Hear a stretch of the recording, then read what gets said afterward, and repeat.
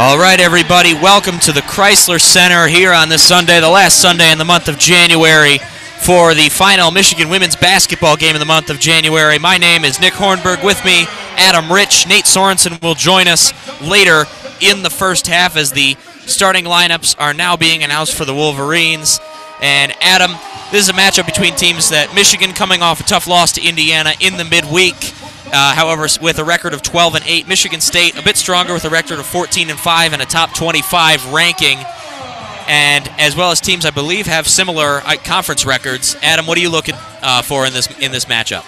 Yeah, coming into this one, two teams that are pretty strong on both sides of the basketball. Michigan State, a team that scores pretty easily. They shoot about 48% from the field, and they also hold opponents to about 40% from the field. So nothing necessarily spectacular on either end, but just a lot of consistency. And then on the other end for Michigan, not a lot of consistency this season. We've seen flashes from this team where they really have been spectacular, but a lot of times they've been undone by untimely turnovers and cold stretches shooting the basketball.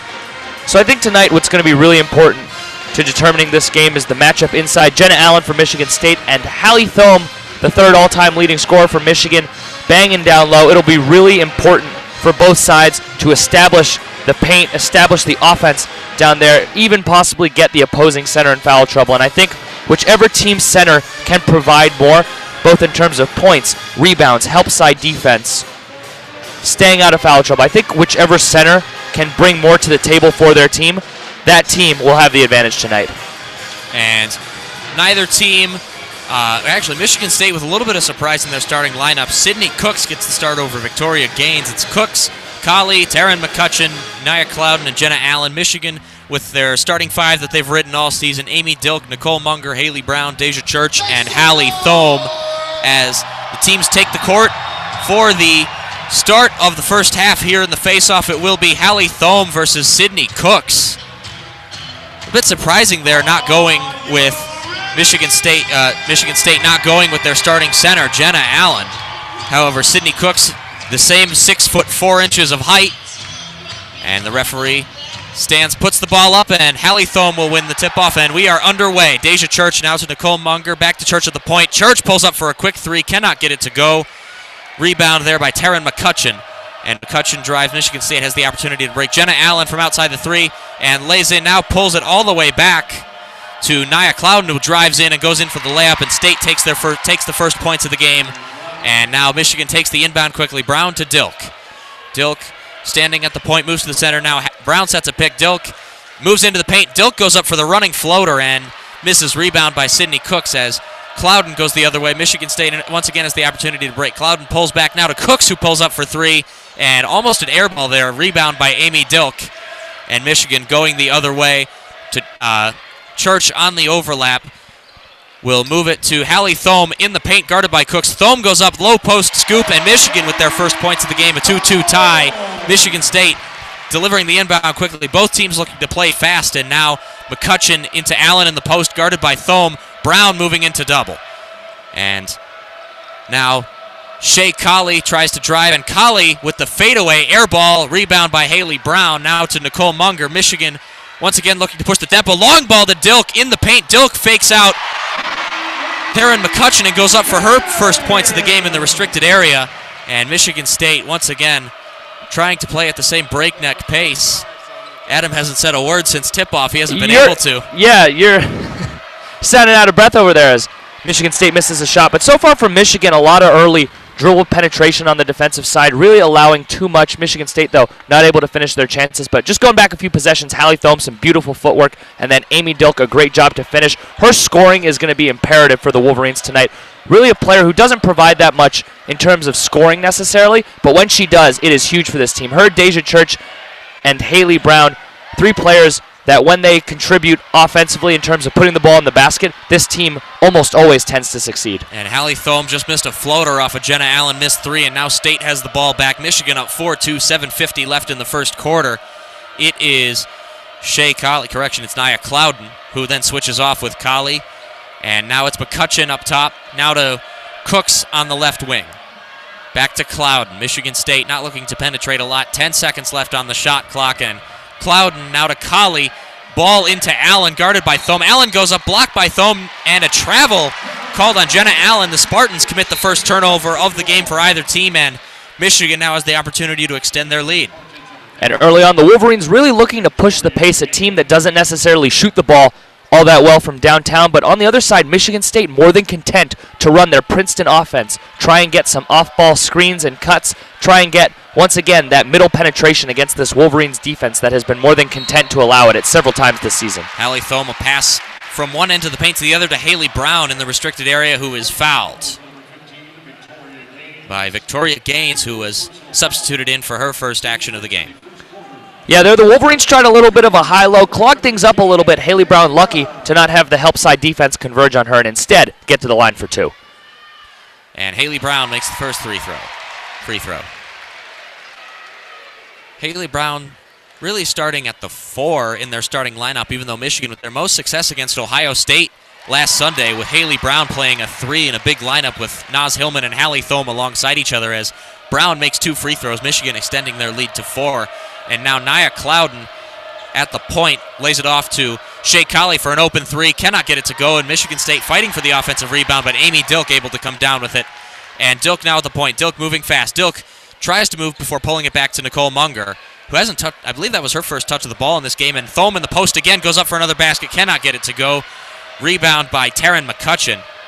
And McCutcheon playing fast, sets up Allen for the open 3, and Allen hits the first 3 of the game for either side. Michigan State cutting the lead to 1. And Dilk, long pass to Deja Church, who then looks to drive into the paint. Church goes in and is fouled, I believe, by Nia Clouden. Deja Church just too fast, too strong on the attack there. But just getting back to that shot there from Michigan State from Allen, a beautiful stroke, reminiscent of another player that spent a lot of time at the Chrysler Center, Mo Wagner. The shooting touch, the arc from a big. Rare to see. A lot of bigs have flat shots, which is the reason that a lot of them can't shoot that well, despite showing off just incredible touch inside as Church makes the first. But on the shot there, Jenna Allen, the trail 3, got her puppies in order. Beautiful stroke to bring the game within 1. And Marjorika Cook comes in for the Spartans to replace Nia Clouden. And another early sub, Victoria Gaines, who you remarked before the game, uncharacteristically out of the starting lineup in the game already early for Michigan State. And Church, that ball really wanted to go down, but then it didn't. So she only makes 1 free throw, and now State has the ball after Brown almost came down with the offensive rebound. And now Gaines back to Allen at the point. Allen pulls up for 3 again, and another 3 for the Spartans. Their first lead of the game since going up 2-0 at the start. 8-7 Spartans. Now Deja Church at the left wing pulls it back to Brown. Brown now to Dilk beyond the arc. Dilk looks to move in at the free throw line, pulls it back to Haley Brown. Haley Brown pulls up for 3, and she answers with a 3 of her own. Michigan back out in front 10-8. And now Allen in the post pulls it back to Gaines, and now Marjorika Cook will go up and cannot get it to go. A rebound by Haley Brown. Haley Brown with an aggressive start so far, and now Munger on the fast break. Munger, Thome sets the pick. Munger pulls up from just inside the free throw line, and Michigan extending the lead to 4. And Nicole Munger, a player who's usually just adept at coming around screens and attacking there. In transition, attacking on her own, using the ball screen to get into the lane, and a beautiful touch there on the floater. But just getting back to that 3-point attempt, it looked like the referee signaled a 2 on the court. It was granted a 3 on the scoreboard, but then the referee signaled that it'll be reviewed. And an illegal screen called, I believe that was on Jenna Allen, as Naz Hillman makes her first appearance of the game. Hillman has proven to be absolutely unstoppable off the bench and in the paint, even in the loss last week against Indiana, 73% from the field.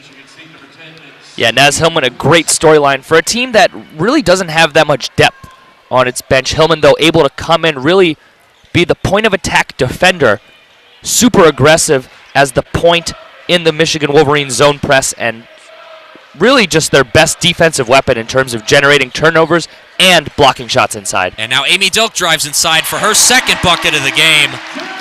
Amy Dilk, despite being a point guard, proven to be quite capable in the paint, particularly right under the basket so far in this game, as the Spartans try to answer with a 3 and cannot get it to go. However, the offensive rebound, and now the pull-up from 15 feet from Victoria Gaines goes, and the Spartans cut the lead back to 4. And the air ball there, the toughest shot in basketball to rebound, really hit the bottom of the backboard on the shot, did McCutcheon. Just tough for the Wolverines. Good break for the Spartans. Naz Hillman in the post misses, but grabs her own rebound, and Hillman will look to go up again, pulls away, and her first bucket of the game extends the lead to 6. That might have been the longest range shot Naz Hillman has hit in a while just outside the restricted area. And now Taryn McCutcheon will look to drive, lays it off to Sydney Cooks, who steps out of bounds, and the Spartans commit another turnover on offense. And now the first media timeout of the game, under 5 minutes left in the first quarter. 4 minutes, 18 seconds left, and Michigan with a 16-10 lead over Michigan State early on. So far, Amy Dilk doing a great job attacking downhill. A lot of the time, you'll see it a lot with Xavier Simpson, a guy who's not the greatest on-the-ball shooter, where defenders will duck under screens, but here, surprisingly, the Michigan State defenders trying to duck under screens, but really haven't been that focused thus far and have instead found themselves deep in Haley Thome's gut, so much taller than Shea Cawley, who's been tasked with also guarding a player much taller than her. So Cawley has found herself switched onto Thome and trapped. Then the big defending Thome, which for the most part has been Allen, who is also already in I don't want to say foul trouble, but she's picked one up already. So she's got to be a little bit more hesitant because she knows her team can't afford to be playing without her down the stretch against a pretty talented Wolverines team. So she has to sag off a little bit, and Dilk able to penetrate, get to the left side, where she has proven that she has been an incredible finisher. As we talked with Nicole Munger earlier in the year, I remember she brought up that Amy Dilk plays a lot like Ben Simmons, a guy who's able to get to the rim. Maybe not the most willing to shoot from deep, but still always looking to attack downhill, draw the attention of the defense, and either kick out for a good look or go to the basket yourself. Amy Dilk and Haley Brown nearly matching the Spartans in scoring. Just the two of them. The Spartans have scored 10 points so far in this first quarter. Dilk and Brown have combined for 9. Dilk with 4, Haley Brown with 5. Really an aggressive start thus far by the Wolverines. And the Spartans now with 3 early fouls. The Wolverines have yet to commit a foul. Absolutely. Michigan really tailoring their defensive scheme differently for this game. We have seen the zone press now that Naz Hillman is in, but a lot of the time early in the season, there was some really questionable defensive tactics from Coach Kim Barnes-Rico, and it's one thing to try and run teams off of the three-point line, but it's another thing to play ice defense on a high pick and roll, which is when the high defender tries to go above the screen and angles themselves to divert the offensive player away from the screen and straight downhill into the mid-range area. But Michigan wasn't playing it like that. Michigan was dropping Hallie Thome or Haley Brown, whoever was in the middle, and whoever was guarding the ball screener, all the way down into the restricted circle, which makes it nearly impossible to stop the opposing team from getting directly to the basket, because often the other team's players would find themselves at the restricted circle, going up and drawing contact from whichever Wolverine was in the paint, putting them in foul trouble. But thus far, none of that from the Wolverines. A great sight for a team that has at times struggled to stop the bleeding on defense because they have gone to some questionable defensive tactics like icing the high pick and roll. And Adam, you were correct in that the officials conducted a review in the media timeout. Haley Brown's shot, instead, that was a long 2 instead of a 3. Michigan's lead now cut to 5, 15-10, and Haley Brown has 4 points instead of 5. See, I've been learning. So my roommate is one of the head officials for Rec Sports, and he convinced me to sign up for basketball. We did our first shift the other night, so I'm in a groove. I know what to look for now. And Amy Dilk almost has the ball stolen away by Shea Cawley, but able to come away with it. And now Deja Church drives and is fouled by Nia Clouden, and the Spartans commit their 4th foul, and Deja Church will make her 2nd trip to the line.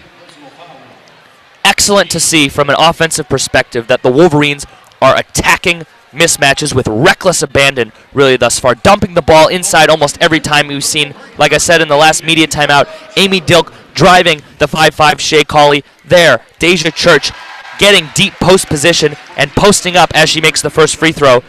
The only 5'8" Nia Clouden, so just across the board, save for maybe center, which is where the Wolverines usually have their biggest advantage. Michigan able to just impose their will in terms of physicality and in terms of size. And Church once again misses the 2nd free throw. Michigan's lead back up to 6, 16-10, and the Spartans going the other way. And a foul called on Naz Hillman. Not sure what that call was for. I think she may have got called for a grab or a bump, but either way, the Spartans will play an inbound pass. Taryn McCutcheon delivers it in to Mardrika Cook. And now stolen away by Munger off Allen, I believe that was. Now Michigan going the other way. Munger goes straight into the paint. Munger goes up and collides with Victoria Gaines, and the charge is called. And Munger laying on the ground. She's hurt. A scary sight. Nicole Munger just put her head down, a sign for the refs almost always that there's a charge, but just awful to see. Beforehand, Munger made an incredible play on the defensive side, knew that the smaller offensive player, I believe it was Colley, who was in the far corner, wasn't going to be able to make a skip pass over the top to the ball screener who had popped off of a cross screen down low. So instead of going with her man, she didn't necessarily switch because Naz Hillman came along with her man, but Munger held her ground and came in from the weak side for a steal rather than going out with the popping offensive player.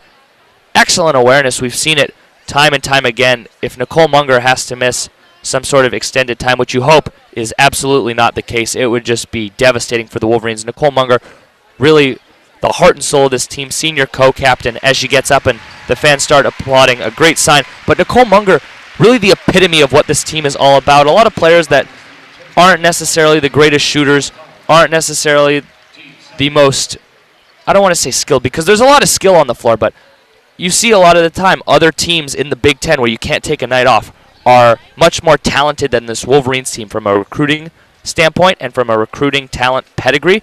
But Nicole Munger, the epitome of the hardest working team, really echoing. She has it in her Instagram bio even. Hungry Dogs Run Fastest, taken from team manager Lucas Vargas, who's helped add that mindset to the team, a fellow colleague at WCBN Sports. Munger now being helped off. Once again, a scary sight. She'll probably have to head back to the locker room for a little bit, but the team will have to hope that she has a speedy recovery, and we will do the same as well. For the record, it is not confirmed that Nicole Munger took that quote from Lucas Vargas. Well, it is entirely possible it went the other way. However, no, Lucas has been using that for a while, and Nicole added this year. Lucas really rebounds for Nicole a lot, a player who's almost always in the gym, and she picked that up from him.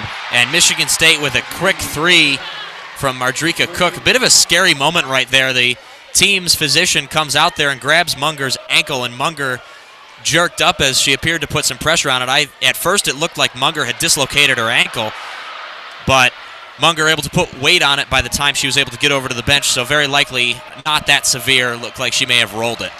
And Naz Hillman went up for a basket, did not make it, and grabbed her own rebound again. This time, however, not able to convert the second chance, and State took it the other way before Dilk able to parry a pass away out of bounds, and the Spartans will have to reset. And speaking of severe, some of that contact Naz Hillman took down low looked a little bit malicious, but no call down there as the Spartans able to come back the other way. And now Jenna Allen just outside the paint, guarded by Hillman, looking for a pass before laying it off to Victoria Gaines. Gaines pulls up for the three, goes for the tie, and the Spartans have tied the game up at 16. And now Dilk takes the inbound, lays it out to Church. Hallie Thome at the scorer's table, ready to come back in. Now to Naz Hillman in the post by Jenna Allen. Hillman goes up for another basket, and once again a miss. Naz Hillman, not a good start, uncharacteristic of her in the paint. And now Taryn McCutcheon going the other way for the Spartans, lays it out to Gaines, now to McCutcheon. And there, Naz Hillman had her defender flying by her, going for that block shot on the right. Got to use the up fake and the step through, especially when the lane is clear and there's no help side defense to come try and block that shot. And now Shea Colley drives straight into the paint, pass to Kenry Johnston, who came out to replace Nicole Munger and missed it. And now a jump ball called. Hillman and Gaines fighting for a ball.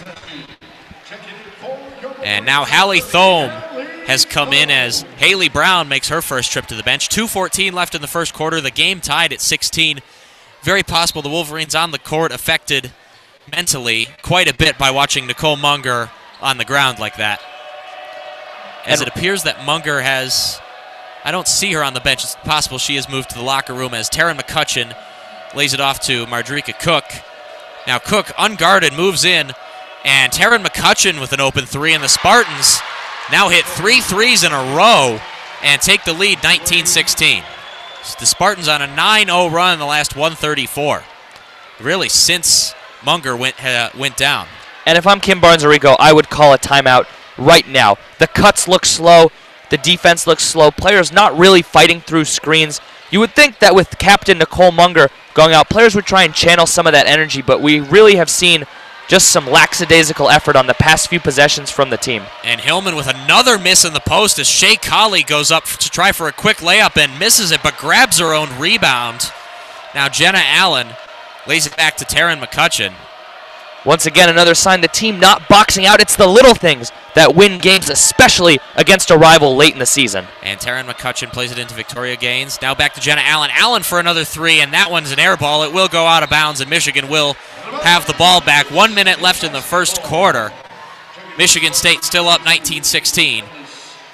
And substitutions made. Sydney Cooks comes back in for the Spartans. And Nia Holly making her first appearance of the game for Michigan State, along with number 42, Kayla Bells. And Deja Church on the left wing. Under a minute now left in the first quarter. Hillman at the point. Dilk asks for the ball just on the right side. Now Hillman sets the pick. Dilk drives to the free throw line, lays it back to a Kenry Johnson, who then drives in. Johnson goes up, and Michigan breaks the Spartans' 9-0 run, cuts the Spartans' lead to 1. As Michigan State plays a long pass, and Kayla Bells goes up, gets fouled. Deja Church with her first personal foul, and Kayla Bells will shoot 2. At first, I thought she made that opportunity, but it will be 2 for Kayla Bells. Once again, the Wolverines not running back on defense. There were about 3 players at the midline with 1 Spartan behind them. It is imperative as a team that you hustle back on defense, and for a team that prefers to switch a lot of actions on defense, you have to get back. It really doesn't matter who you pick up as the Spartans make their second free throw. Just pick up somebody, because odds are within the flow of the offense, you will be able to get back onto your normal man. You cannot be giving another team fast break points, especially without one of your leading scorers on the floor after a seemingly devastating injury. Well, Adam, maybe they thought they were playing soccer and thought Kayla Bells would get flagged for being offside, but either way, a Kenry Johnson pulls up for 3 off a screen from Thome and cannot get it to go. A rebound by Sydney Cooks, and the Spartans will have the opportunity for the last shot. Slowing it down, Shea Colley to Taryn McCutcheon. Up top, guarded by Dilk. And Shea Colley will now look to drive. Colley goes into the paint with a layup that was almost NBA All-Star competition-esque. And the Spartans will beat the buzzer with that layup, and at the end of the first quarter, Michigan State with a 5-point lead, 23-18, including closing the first quarter with a 13-2 run after an injury suffered by Michigan senior captain Nicole Munger. And you see the player Nicole Munger probably would have been guarding Colley there, driving to the hoop, taking Akinra Johnson off the bounce. Johnson looked just absolutely lost and shaken there on the dribble move. The help side defense not quite in there, because this is a Wolverine team that is afraid to leave some of these Michigan State shooters that have been absolutely knocked down thus far. As a team, Michigan State shooting 50% from deep. So much perimeter shooting from a team that really relies on it, with so many players being under 6 feet tall, and the team almost always having a size disadvantage. But you just cannot allow middle penetration. The second that the other team penetrates, you are almost always going to have a foul, a layup, or a kick-out 3. And it's, for a defense, really just picking the worst of the best option out of several evils. And then on the offensive end, how can you not get a post touch? This is a team that does well when they play fast and get touches down low for Hallie Thome and Naz Hillman. And especially with Nicole Munger out, there is no defense for the possessions this team had their last few times down the floor. You have to get a block touch. I know the court is kind of cramped, but Michigan State really isn't sagging off some of these Michigan potential shooters, players that shoot 20-25% from deep. Michigan State really just sticking to their men on the defensive side of the basketball court, and the Wolverines unable to get a post touch, something the team needs to correct coming out. There should be at least one post touch every single possession down the floor for this Wolverines team, because assuming that down the stretch, especially with Munger hurt, that Naz Hillman and Hallie Thome will be sharing the court for a majority of the game, one of them is almost bound to have a mismatch down on the block. And now, as Nate Sorensen, who will join us later in the broadcast, has remarked, the team seems to have really fallen apart a little bit after Nicole Munger's injury. It really was a truly scary moment. Thankfully, she was able to put a little bit of weight on her right foot. It appeared to be an ankle injury of some sort, and now and again, I don't see her on the court. I think she is still in the locker room. I think this is the point where if you're Coach Kim Barnes-Arico, you probably make the call and coach as if she will not be on the court for the remainder of the game and might even miss extended time. A very scary moment. I suppose, of course, the injuries were a lot more severe. You see several examples of this in the NBA where teams fall apart a little bit after a severe, devastating injury. Of course, Adam, you and I both saw the start of last season, Gordon Hayward breaking his leg in the first 10 minutes of the first game of the season for the Boston Celtics. The Celtics went on to lose that game. And you've seen a couple before as well, with Caris LeVert suffering an ugly injury for the Nets this season. But now the second quarter starts, and Amy Dilk at the point, guarded by Taryn McCutcheon, guarded very closely by McCutcheon. And now Naz Hillman at the top. Kenry Johnson asks for the ball and loses it a little bit before recovering and getting it off to Dilk. Shot clock halfway through. Now Johnson running the baseline, tries to play it back to Dilk over her head, but Deja Church in to clean it up and is fouled by Shea Colley, and Church hits the deck. And Michigan will maintain the ball with the shot clock resetting.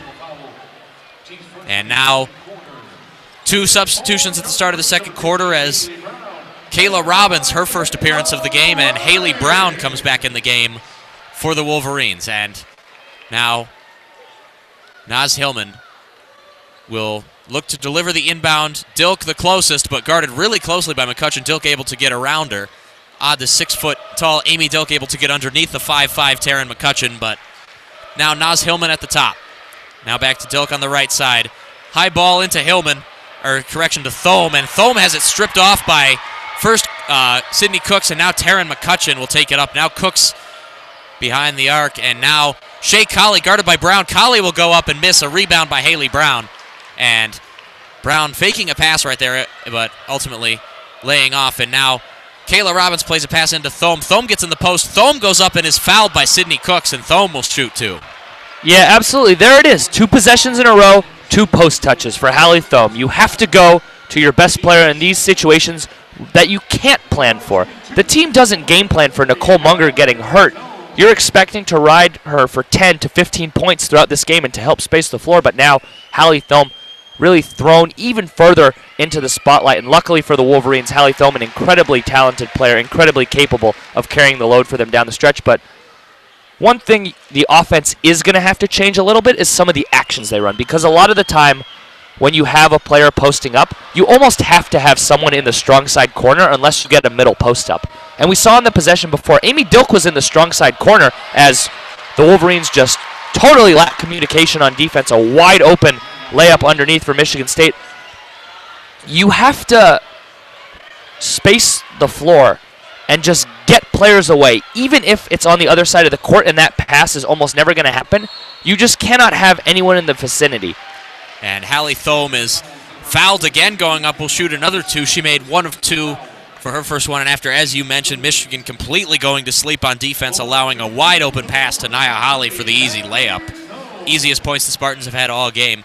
And now Michigan going so far in the second quarter with a variation of the lineup that was very successful against Ohio State as Hallie Thome makes the first 3 throw. They close the game against Ohio State, completing the comeback with the win at the last second with a lineup of Amy Dilk, Nicole Munger, Haley Brown, Naz Hillman, and Hallie Thome. Instead, so far, they're resorting to that lineup except with Kayla Robbins instead of Nicole Munger as Amy Dilk takes her first trip to the bench of the game. Deja Church comes in and will run the offense. And now Taryn McCutcheon lays it off to Jenna Allen. Back to McCutcheon at the top. McCutcheon forced back by Church. Now Jenna Allen sets the screen. Good job by Hallie Thome to switch on, but McCutcheon gets away, pulls up from the free throw line, cannot get it to go. A rebound by Kayla Robbins going the other way. And now Deja Church at the point lays it back to Haley Brown. Haley Brown pulls up for 3, and Haley Brown hits her first real three. She made sure of that one a couple steps behind the line. Michigan cutting the Spartans' lead to 2. 8 minutes left in the second quarter. Score 25-23 Michigan State. Taryn McCutcheon drives, lays it back to Holly. Holly moves into the paint, lays it off to Shea Colley. Shea Colley pump fakes the three and is fouled. No, called for the travel. And the Spartans with another turnover. Michigan has the opportunity to even the score. And Haley Brown in Big Ten play across the board, much improved. She has been great. And speaking of great, Amy Dilk was in the first quarter, but after that Nicole Munger injury, she's really struggled to get downhill, and a lot of that is, once again, the floor spacing. Michigan State players on the perimeter, easier, more able to slide deeper and deeper into the gaps. And when Amy Dilk has tried to drive, I think it's been 3 times in a row now that she has been ripped as she has tried to attack the basket. Even there, as the ball goes out of bounds, a foul actually called beforehand on Michigan State. Amy Dilk tried to make a pass through traffic there, but there is just so much more congestion because Michigan State doesn't need to stay on anyone as a shooter except for maybe Haley Brown, whose percentages are still around 30%, even though she has made, call it 1.5 today. As you said, as you alluded to, Amy Dilk is back in the game. Really only took a quick breather, really only a possession. I just think with the guard depth this team has, they can't afford to. And I would love to see Danielle Rauch out there on the floor, a player who in some of the earlier non-conference games played well. The ability to play off ball a little bit, the ability to be a backup point guard instead of, because Deja Church is a talented player, but she's not a true point guard. She's not the greatest passer. A lot of times she's looking to get her own offense, and that's the way it has been for a lot of her life, not necessarily used to getting other players involved. As once again, she attacks the basket and puts up a contested shot.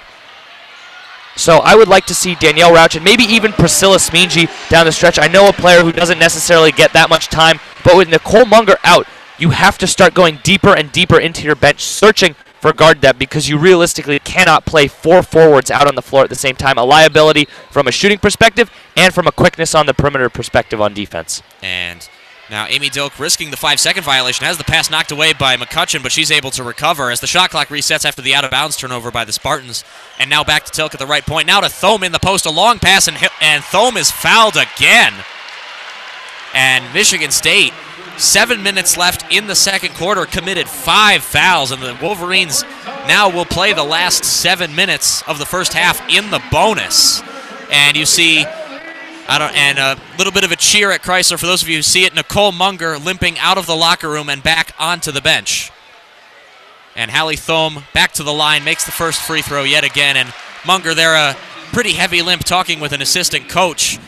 Still looks like she likely will not play in this game, but she is still fully dressed. I just don't trust that leg. And another great sign for the Wolverines, Jenna Allen now with 2 fouls. As I said before the game, whichever team's center was able to provide more, which has been Allen thus far, but now we're going to have to see. No, now we're going to just have to see how Michigan State adjusts, how they try and guard Thome, and how much Thome can try and impose her will for probably these next 7 minutes without Allen on the floor. And Hallie Thome made her second free throw, and the game is tied up at 25. And now Taryn McCutcheon gets open, pulls up for 3, cannot get it to go, but a rebound. Now Deja Church going the other way before holding back. And now it's Kayla Robbins at the top. Kayla Robbins almost looking to shoot the free there before going back to Dilk. And Dilk a pass into Haley Brown. Overhead pass over Kayla Robbins. And not able to control it. And the Wolverines commit their first turnover, I believe, of the second quarter. And Taryn McCutcheon will go to the bench, and Claire Hendrickson will come in for her first action of the game, the redshirt freshman from Wyoming, Michigan. And the inbound pass played to Shea Colley. And I know I've worn out the idea that Michigan cannot space the floor very well, but... And Sydney Cooks hits a 3, and the Spartans are back out front, 28-25. But on their last possession, there were only 2 players on the entire court standing beyond the perimeter. The Wolverines really packing things in as Hallie Thome, the beautiful footwork. Thome, another low post scoop. Somewhere off enjoying retirement, Luis Scola is smiling every time he sees that. There we go. I got a laugh out of Adam. I can always appreciate a good Luis Scola reference, but absolutely the post footwork is so important. We talk a lot about how skilled bigs are in terms of laying the ball in with either hand, but the best offensive players are the ones who can both attack the basketball in the post so that it can't be stolen from behind, and then instantly go into a quick drop step and a hook or any other move combination. Joel Embiid, probably the most skilled big in the game, save for Jokic, who's a guy who's more perimeter-oriented. Still has the footwork down low, but Joel Embiid, just incredibly gifted with his footwork. Stems from being a soccer player, but nonetheless, all great bigs are great with their feet. Taron McCutcheon back in the game for the Spartans. A quick three off the front of the rim, and now Michigan breaking. Amy Dilk lays it off to Deja Church. Now to Haley Brown in the post. And Brown goes up, correction, that's Kayla Robbins, and cannot get it to go. Rebound by Sydney Cooks. And now the Spartans going the other way. Kayla Robbins hit the deck and now trying to get back with Michigan State 5-on-4. Pull up by Victoria Gaines and the miss and the rebound by Kayla Robbins going the other way. And lays it off to Amy Dilk. 5.5 minutes left in the second quarter. The Spartans up 28-27. Dilk back to Robbins. And now Robbins lays it to Dilk to Thome in the post. And Thome goes up for another post and a block there by Cooks, but Kayla Robbins with the rebound, and Michigan out front 29-28 for the first time since, I think, the end of the first quarter. And now Taron McCutcheon holds back, getting instructions from Coach Sidney Merchant before running the offense. And now Claire Hendrickson in. Hendrickson now to McCutcheon. McCutcheon another open three, and McCutcheon hits another three. Michigan State flips the score again, up 31-29. And Amy Dilk goes the other way. Michigan really not an answer to McCutcheon getting open from deep. And now Amy Dilk will drive into the painted area. Amy Dilk will pull up from about 8 feet and cannot get it to go, but an offensive rebound by Kayla Robbins. And I don't know if that was blocked or just low, but either way, the Spartans are going the other way. And now Sydney Cooks fakes out Thome. Cooks goes up and cannot get it to go. A rebound by Haley Brown and a charge called on Shea Colley. Probably on the restricted circle. They're very deep under the basket, but nonetheless, getting back to that three that McCutcheon hit a few possessions before. Just some simple elevator action on the left side. McCutcheon passed the ball off, then made a little bit of a UCLA cut on the right side before wrapping back around to the top left. Easy split through the elevator action, but once again, no communication whatsoever from the Michigan defense. Defense is 90% communication and effort. And for the most part, the Wolverines have been pretty solid about those two aspects of the game. But every once in a while, on a few possessions, it seems that the converse slips in, and that players stop talking, and that players aren't trying to hustle through screens, even barreling through them if they have to. And we've seen it a lot of the time on the simple splits that Michigan State has run for McCutcheon that the Wolverines had to have game planned for. On tape, you prep before and you say, okay, if we see the two big alignment on the same side, starting tight, it's probably an elevator play. How are we going to communicate and how are we going to switch that in order to prevent a three? And it looks right now like Michigan just has not game planned for that. And it's not like this is the first game of the year or like there's a new coach. We're about 20 games in, and the Wolverines a lot of the time seem to have no idea what type of play Michigan State is going to run based on their alignment.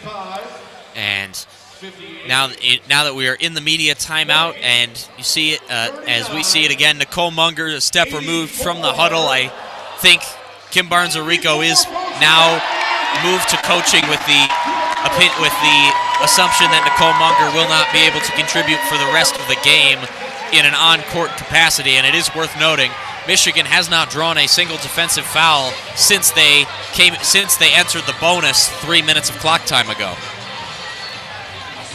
Another interesting point, Hallie Thome. We saw an attempt. That's really only an attempt. You can only do so much to stop such a skilled player. But Michigan State triple-teamed Hallie Thome in the post the second she got a catch. I do not think I have seen that tactic in forever in any level of basketball. I mean, maybe Cheviot Rec League back in the 6th grade, you triple-team the best player in the league. But other than that, incredibly rare. It really speaks volumes to how much respect Hallie Thome has in the Big Ten and how really just afraid teams are being burned by her, especially now with Nicole Munger, like you said, probably out for the game. We'll have to check the Twitter to try and give an update as to whether Munger will be returning, but odds are not the case. Well, some of it might be a lot of respect for Hallie Thome, and some of it might be no respect for the Wolverines shooters as the game... We're staying positive here. The game resumes. Haley Brown at the top lays it back to Amy Dilk. Naz Hillman at the scorer's table will come in, and looks like it was either an illegal screen. I believe that was an illegal screen called on Haley Brown, and Michigan with their second foul of the quarter. And the Spartans will retake the ball as Naz Hillman comes in. Kayla Robbins goes to the bench. And once again, Michigan with three bigs out on the court with Haley Brown, Hallie Thome, and Naz Hillman. And Taryn McCutcheon running a marathon out there on the court, guarded by Amy Dilk, and Shea Colley beyond the arc, guarded by Hillman. Back to McCutcheon at the top. Amy Dilk forcing her back a little bit. And now Victoria Gaines sets the screen, and McCutcheon tries for the overhead, and Shea Colley pulls up for three, and the Spartans hit another three, extending their lead to 5. Michigan not able to defend the three ball. And now going the other way, Dilk lays it into Hillman. Hillman will look to drive. Hillman just outside the restricted area, and Hillman, with her second bucket of the game, cuts the deficit to 3 with 3.5 minutes left in the second quarter. And now Claire Hendrickson, now to Shea Colley. Victoria Gaines just inside the arc, guarded by Thome. Now, just at the top of the key, Gaines cannot get it to go. A rebound by Hillman. And now Amy Dilk going the other way. Dilk at the top. And no mention anywhere online of Nicole Munger and the possible even return from injury.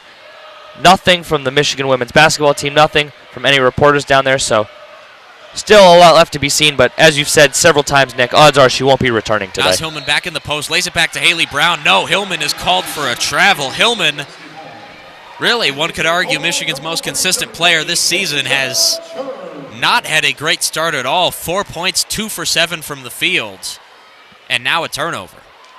And the Spartans will retake the ball just above 2.5 minutes left in the second quarter as Taryn McCutcheon, overhead pass to Shea Colley. Shea Colley pulls up for another three, and Colley cannot get it to go, but another failed box out there. Offensive rebound by Victoria Gaines, and Gaines gets the second chance. Kenry Johnson really jumping over her. And now Johnson plays it into Thome in the post, but too far outside of Thome, led her a little bit too much, and another Michigan turnover. Kenry Johnson compounding errors, fails to effectively box out on one end, then gives up a basket, and then on the other end, rushes much too quickly, makes an incredibly errant entry pass despite having a great angle with which to make it. Just a tough break for a team that, when they have struggled this year, it has been because of the turnovers. And now Victoria Gaines pulls it back to Shea Colley. And Shea Colley forced back, and now Victoria Gaines for the open three. Cannot get it to go, and Taryn McCutcheon goes for the rebound, but stolen away by Naz Hillman.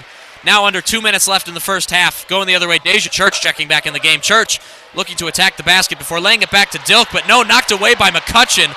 And the Spartans going the other way. McCutcheon driving, lays it off to Nia Holly, who is fouled. I believe Kenry Johnson really just went charging right into her, giving up the easy bucket. Sometimes that's really a decision you have to make. If you're going to foul, you might as well foul hard, as the old saying goes, but there, once again, Michigan State so deep in the gaps, almost impossible to make any pass that isn't directly over the head to get by them.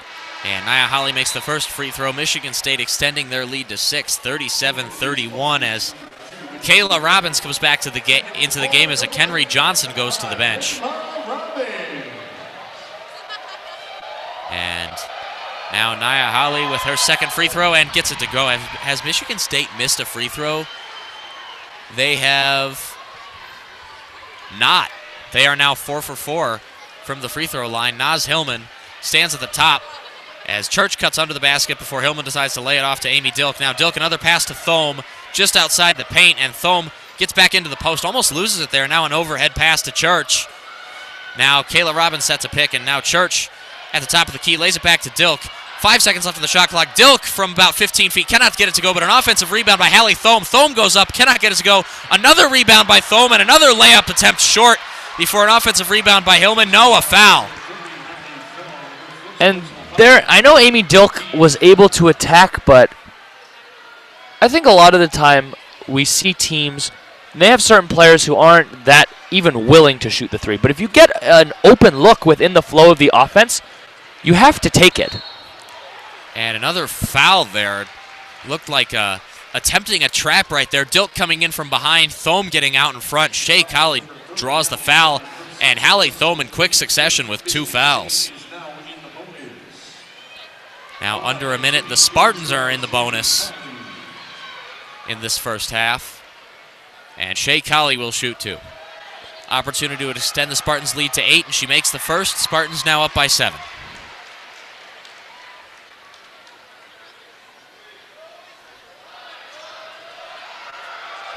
And she will miss the second. Spartans missed their first free throw of the game. Naz Hillman with the rebound. Now Amy Dilk going the other way. 50 seconds left in the first half. Dilk able to muscle for some space. Of course, with the big size and athleticism advantage on Taryn McCutcheon. And Deja Church almost mishandling that pass, but able to recover, lay it off to Kayla Robbins. Robbins has it tapped away, but able to recover. Now Robbins will look to attack the basket. Robbins is fouled by Shea Colley, and Kayla Robbins will shoot 2. Correction, that was Madrika Cook called for the foul.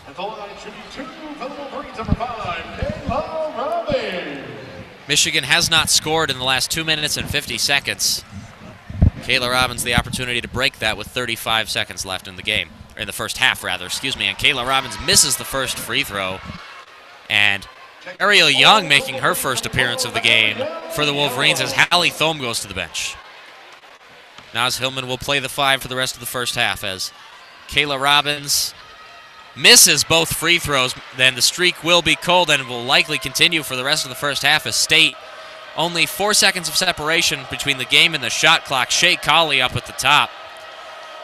Likely going to run this one all the way down. Shea Colley lays it off to now McCutcheon. Now to Colley. Colley pulls up for 3. Cannot get it to go, but an offensive rebound by Victoria Gaines. Why Amy Dilk was trying to box out Victoria Gaines, I'm not sure, but Taryn McCutcheon at the top. McCutcheon will look to drive. 4 seconds left. Lays it in, and an easy layup at the tail end of the first half for Nia Holly, and Michigan State will take a 10-point lead into halftime. Michigan not scoring in the last 3.5 minutes of the first half. And thank you very much for listening here on 88.3 WCBN FM Ann Arbor. My name is Nick Hornberg. Alongside me, Adam Rich. Please stay with us for halftime. We will not be going away. Very likely Nate Sorensen will join us somewhere in this halftime, and he will come on for the second half. And Michigan State closing the first half on a 7-0 run.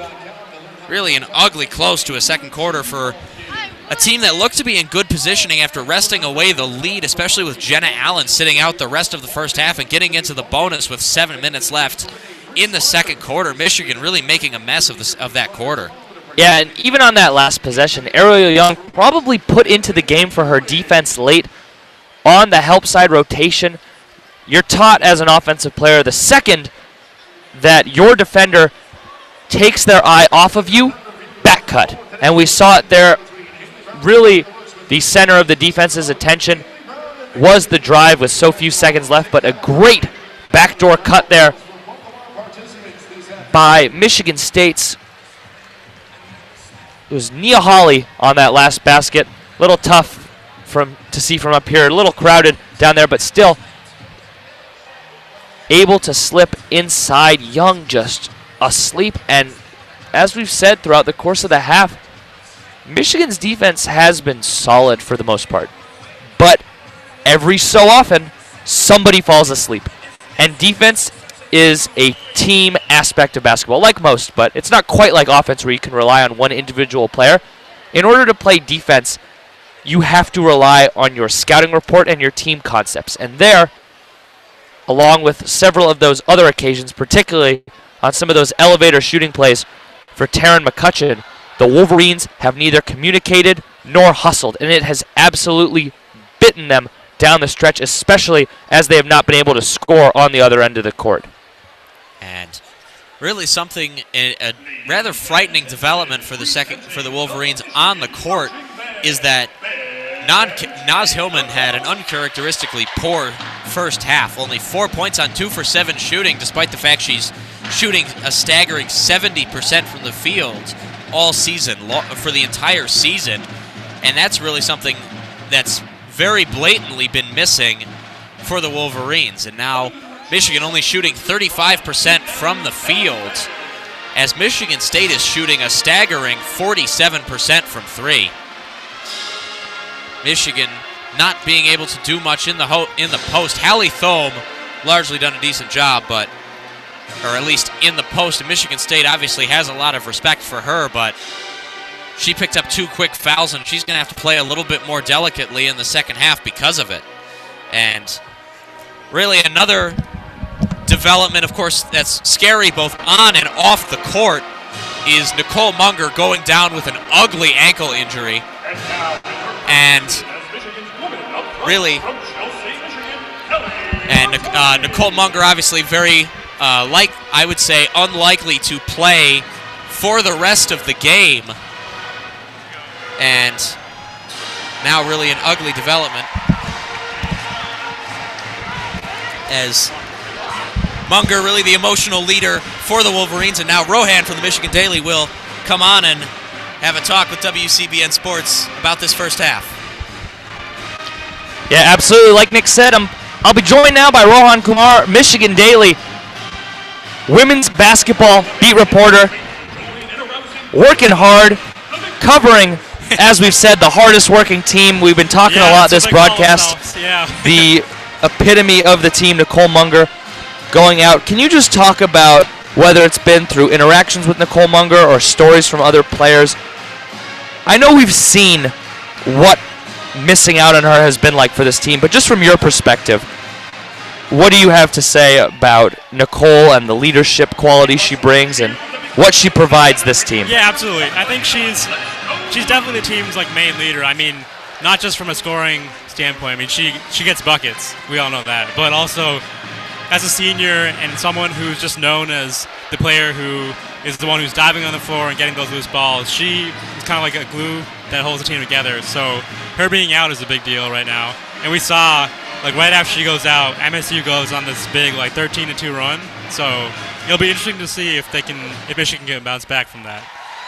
Absolutely. Nick mentioned several times that the Wolverines just seemed rattled more than anything else. It seemed like their effort was waning. Their communication wasn't quite there on the defensive end. On the offensive side, obviously, the spacing it left a lot to be desired. Let's put it at that. The gaps clogged, the passing lanes as well. Very difficult for the team to get anything going. So moving on from that, coming into this game, the Wolverines have really probably played the toughest schedule in the Big Ten. Really no nights off. So many games early on the road. In the lead up to this game, did any of the players mention anything about that schedule, how it was preparing them, how maybe they wished it was easier? Anything along those lines that you garnered from the team?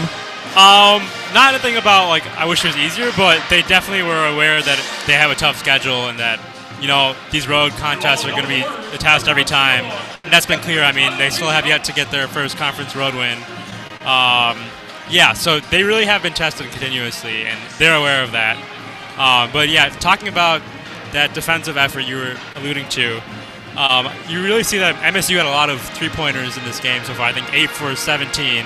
And 3 of those came right after Munger went out. I think losing her has contributed to that because she's really good at guarding the three-point line. So, yeah. Absolutely. Tanya McCutcheon flaming from downtown, 2 of 4 thus far, but the Wolverines have been caught chasing her for really the majority of the half, which has enabled lots of easy baskets. We saw earlier in the game a Michigan State screen slip, a wide open layup underneath, in which really 5 Wolverines were towards the top of the key with really all the real estate in the world inside for Michigan State to utilize. As you said, really just hasn't been pretty since Nicole Munger went out. But moving on from Nicole Munger, obviously, along with Hallie Thome, a senior, 2 players that have provided a ton in their Michigan careers to this Wolverine basketball team. Just being around the team this season, and I don't really ever want to say it's too early to look to next year because life does go on once these great players graduate, kind of like was the case with Caitlin Flaherty. I'm sure being on the beat last year, there were cases in which you were looking at how will this team adjust without Caitlin Flaherty? How can I prepare some stories for next year? What are you thinking about some of these younger players, being around them this season, maybe having the chance to speak with them, hearing some of the things Coach Kim Barnes-Rico has said? Who do you think is really the next leader of this Michigan team? And I guess along with that, who would need to step up in the second half in that leadership role, and who would assume it? So we've seen so far this season that Naz Hillman and Amy Dilk are the two best freshmen, and I think they're definitely leaders, especially Naz Hillman. I mean, she's the first player off the bench, and she always seems to give Michigan like a burst of energy when they need it. So she's been huge to the team, and if she could come out the second half and bring that same energy, it could really help Michigan bounce back into it. And Amy Dilk, she has great handles. One area that she can maybe improve on is like getting more shots up. She drives to the basket well, but she could definitely shoot more. Yeah, both of them, though, have been crucial to this team. And then the players who haven't been playing much, I think Emily Kaiser, Ariel Young, Danielle Rauch, they're also all highly touted recruits. So I haven't seen enough on them to know how good they are, but from the recruiting standpoint, they were good players. So I'm sure they have a lot of promise.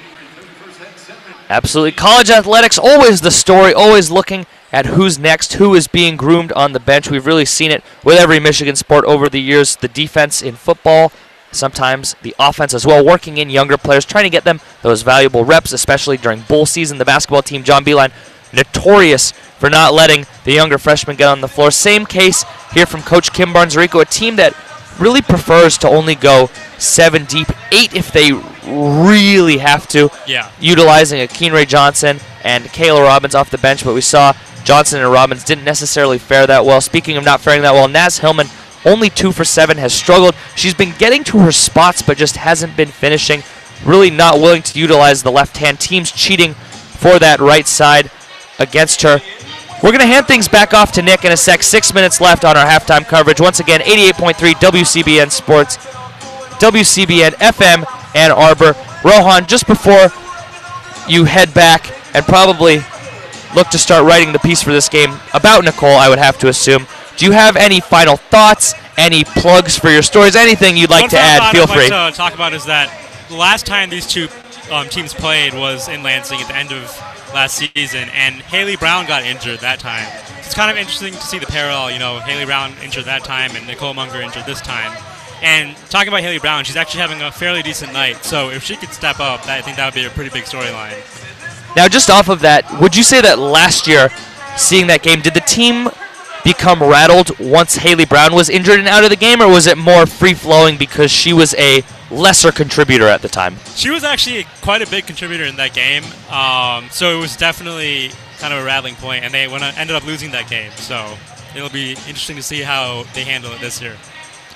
Different location, different year, similar shades of basketball. Once again, Rohan Kumar, Michigan Daily, thank you for coming on and joining us. We're going to get Nick Hornberg back on in a second. He'll be back on in the second half doing play-by-play with Nate Sorensen. We're going to let Nate hop on in a second here too. Once again, Rohan Kumar, Michigan Daily. You can check out his work at michigandaily.com. Some great stuff put out by the women's basketball team.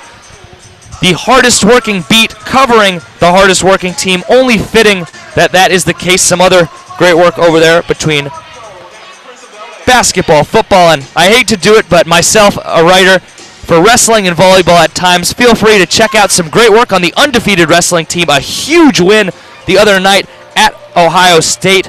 A real tight one in which Mason Paris pulled off a victory at heavyweight to win the match for the Wolverines 19-17. They'll look to keep things going. A huge match next week against Penn State. They'll look to stay rolling.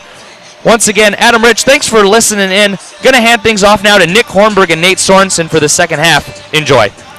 And now 4 minutes left in the second half. Thank you very much for staying with us for this edition of Michigan Women's Basketball. Nate Sorensen making his first appearance of the broadcast, and we'll call the second half. Nate, you've been sitting next to us and watching this whole thing.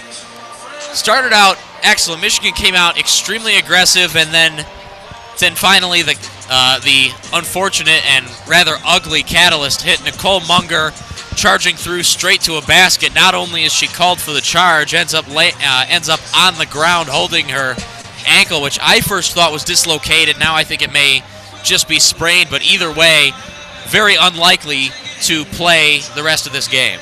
Yeah, and you can just tell the entire tone of this game shifted when she went down. Just the way this team looks on the floor, I should say, this Michigan team looks on the floor is completely different. And I've been listening. I know how much Adam harped on the spacing of this team, but it makes such a huge difference. Nicole Munger is pretty much the only dangerous outside threat for this Michigan basketball team. And she shot about 120 threes, I believe, coming into this game. I don't think there's really anyone even close to triple digits in threes on this team. And you can tell MSU doesn't have to worry about that threat. They're playing Michigan accordingly. I think Michigan's trying to get the ball down low in the paint with Thome, with Hillman. That is their bread and butter typically, but MSU is just able to load up the paint, and it's showing. One player who has actually had a good game so far for Michigan, really they've been their best player on the floor as both teams retake the field, is Haley Brown. Has not missed a shot this game in any capacity. 7 points, 3 rebounds. And really, Haley Brown has had a strong conference season. Yeah, she's been a terrific player for Michigan really this entire season. And another player, she is an outside threat, and really the second to Nicole Munger for sure, but she's certainly got a nice stroke. But she stepped up. Really, no one else has done all that much to step up here with her. Haley Thome's been really the go-to player for this team. She's done a pretty nice job. She's leading the team with 8 points, but not particularly shooting all that well. And you'd like to see more people step up, play with the same kind of heart that Nicole Munger plays with, you know?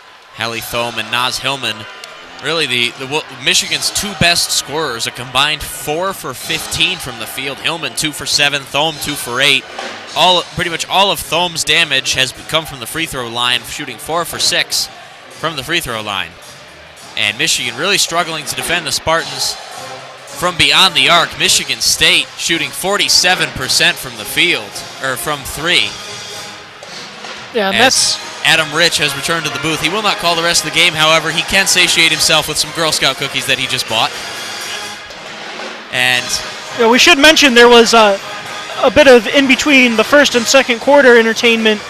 We had some Girl Scouts out on the court with pedometers, I believe they were, strapped onto their heads, and then whoever got the highest step count after shaking their body convulsively for about, 30 seconds, won. I don't know what they won, probably just bragging rights, but I don't know what exactly the theme is here tonight. Must be Girl Scout Day here at Chrysler Center. It's been so far so good here for the Girl Scouts. Selling Girl Scout cookies. This is really, what an atmosphere.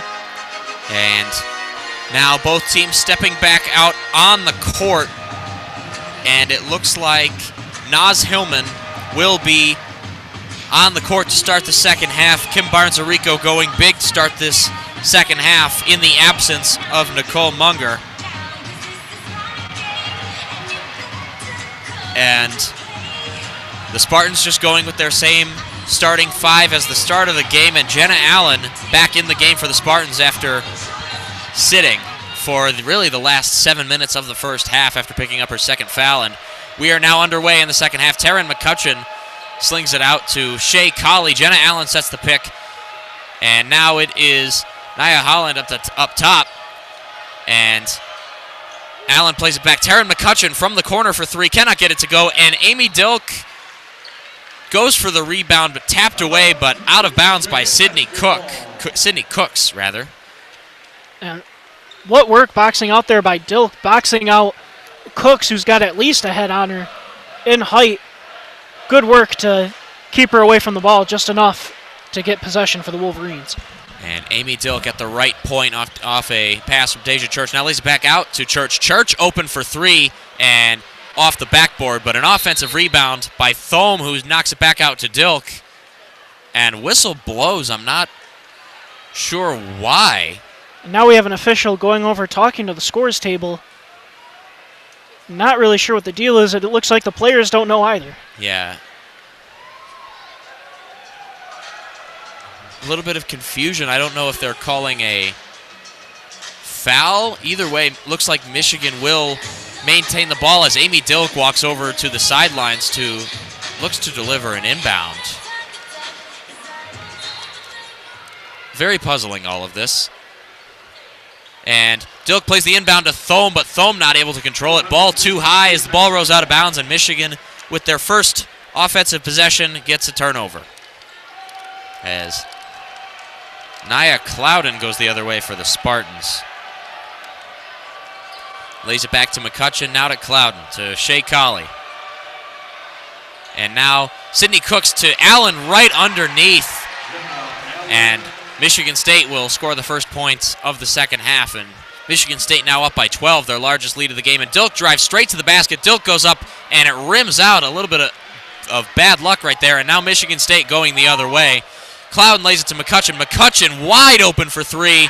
And Michigan State hits their first three and extends the lead to 15. Yeah, McCutcheon's not going to miss too many of those wide open threes. She's shooting well over 40% on about 5 attempts per game. And Naz Hillman posts up with her first points of the second half. And now Nia Clouden. McCutcheon motions back to Clouden. Now to Shea Colley. Allen looking to set a pick before going back cross court. And now Shea Colley up top. Tries to play it to Allen just outside the paint. Allen lays it back to Colley. Colley to Clouden.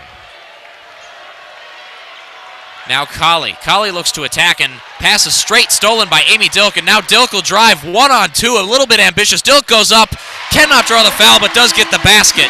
I absolutely love the aggressiveness of Dilk on these last two possessions. She couldn't get the layup to go before that last one, but, you know, she needs to put her foot on the gas pedal here a little bit more to get this Michigan offense going. And McCutcheon drives, excellent layoff to Allen, but Allen misses it before grabbing her own rebound. Absolutely nobody was home for the Wolverines.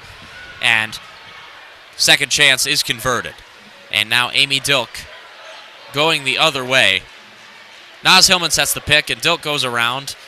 Finds Deja Church in the corner. Now Hallie Thome in the post. Thome will look to attack and is fouled by Jenna Allen. And Michigan State commits the first foul of the second half.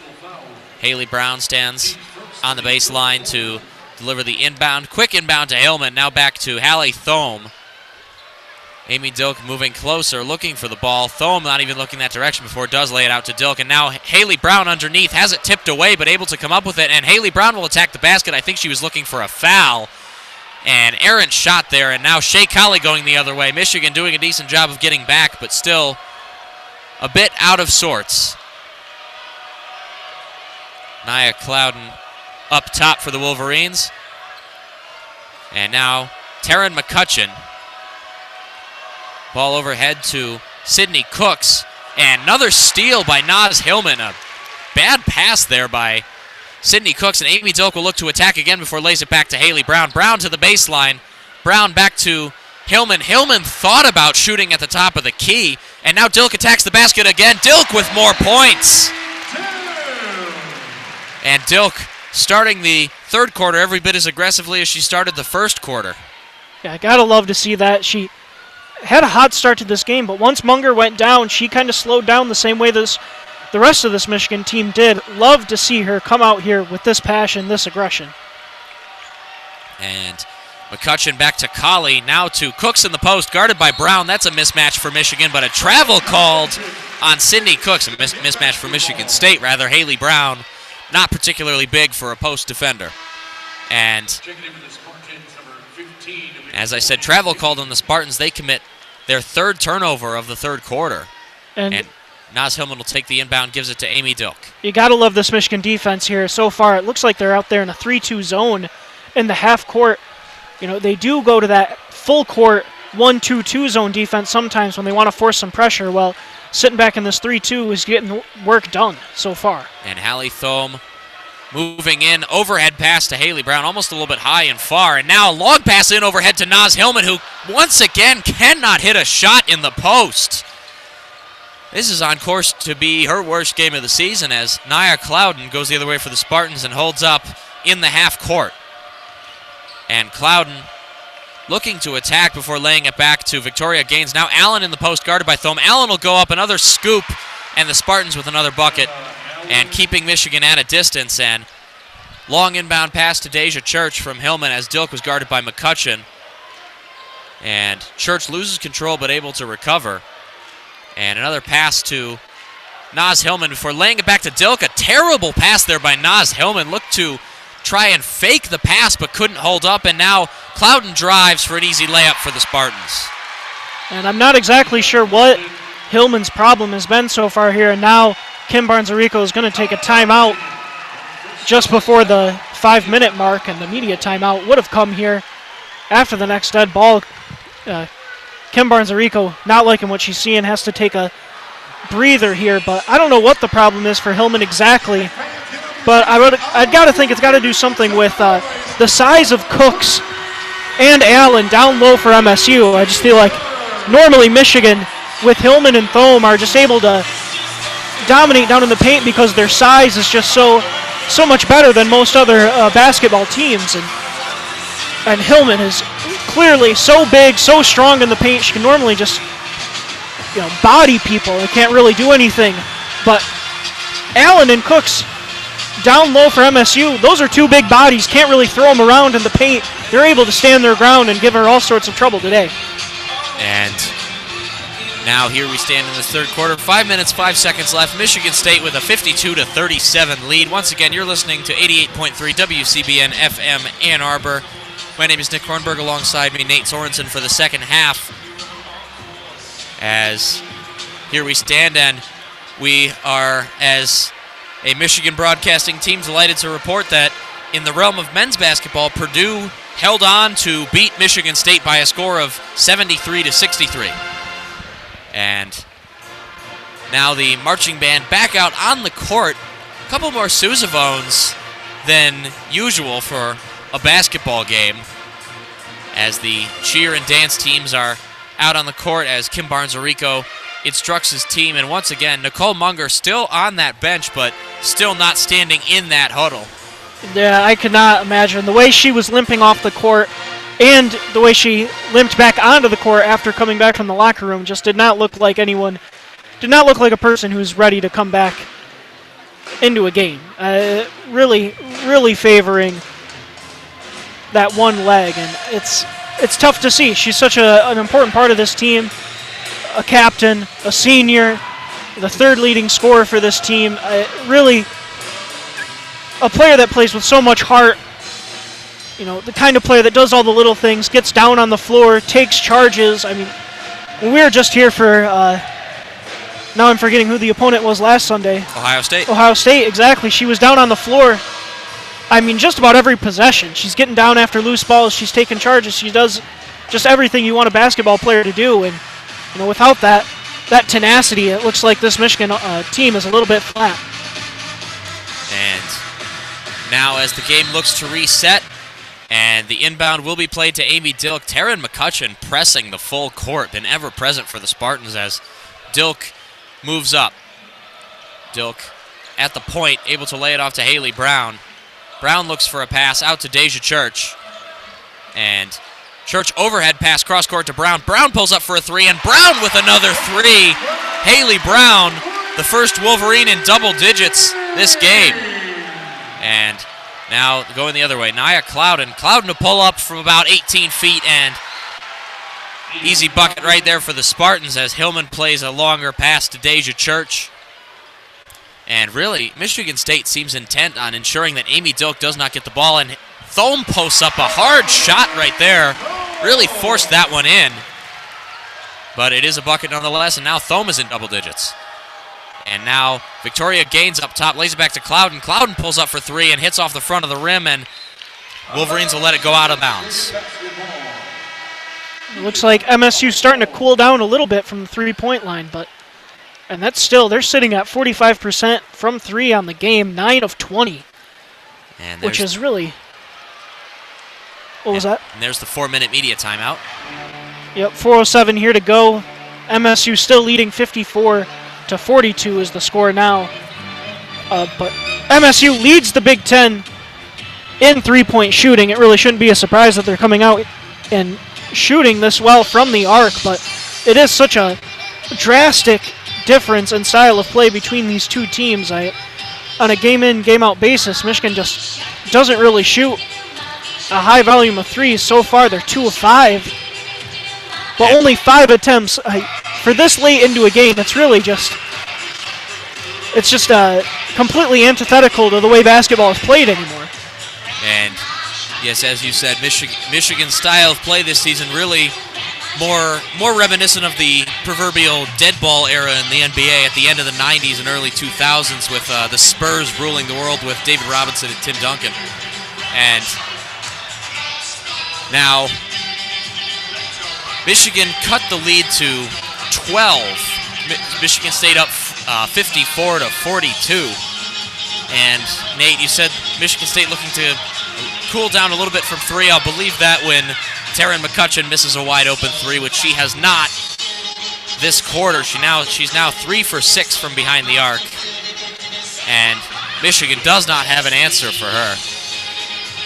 No, she doesn't. And you mentioned Taryn McCutcheon being only 5'5" prior to the game as maybe being a weak spot on this Michigan State team. As we know, Amy Dilk at 6'2" has a size advantage against most point guards in basketball, but so far, I mean, McCutcheon, she may be giving up a lot in the height area, but she's just so quick, able to move her feet well. She's been pestering Amy Dilk all the way down the floor on the defensive end, and the way she's able to knock down threes has been absolutely remarkable. I mean, I mentioned it earlier, but she is shooting what it was, I can't remember exactly, 43% on 109 attempts so far this season. That's NBA teams would be proud of that. Yeah, very good. I mean, really, this entire MSU team is just so good from beyond the arc. They have 3 players shooting over 40%, and I mean, pretty much any player that gets rotational minutes is shooting over 32%, which is really, really a high mark. And you heard a big cheer at Chrysler Center as the Big Tron revealed that John Teske, Michigan's men's basketball starting center, is in attendance today, as Deja Church appears to be running the offense now. Amy Dilk has gone to the bench, and a pass overhead stolen away, intended for Kayla Robbins. Now the Spartans going the other way. Nia Clouden back to McCutcheon, and now that's Victoria Gaines in the post, lays it back to Taryn McCutcheon. Now Clouden back to Colley. Shea Colley hasn't really done much for Michigan State on offense. Only 2 for 9 from the field, but of course, as I said that, she's now going to make another 4 in a row, and a steal by Kayla Robbins going the other way. Hillman up alongside, and Robbins attacks herself and gets the easy layup. And the deficit is cut to 10. Now Nia Clouden at the top. And Clouden pulls it back now to McCutcheon, guarded by Church. Church back to Colley. Now McCutcheon at the top. Tries to direct traffic. Now 5 seconds left on the shot clock. Colley at the back. Now Allen in the post, guarded by Thome. Lays it back to Gaines. Gaines wide open for 3. And a buzzer beater at the shot clock for the Spartans. Lead back up to 13. And Deja Church going the other way. Has it tipped away by McCutcheon, but picked up by Hillman. And now Kayla Robbins to Hallie Thome in the post. And Thome will look. Bounce pass back out to Haley Brown. Brown standing about 15 feet away, plays it back to Robbins from beyond the arc. 10 seconds left in the shot clock, and Church looks to attack, and Church does attack. Low post scoop, and in it goes. Oh my, what an absolute beautiful spin move by Church to get around her defender right there. That was absolutely gorgeous. And now Nia Clouden lays it back to McCutcheon. McCutcheon for 3, and there's the miss, and rebound by Hillman, tapped in by Thome. And now Church going the other way. Hillman moves into the restricted area. Now moves back out. Hillman sets the pick for Church. And now to Brown into Thome. Thome goes up again. The hook shot gets it to go.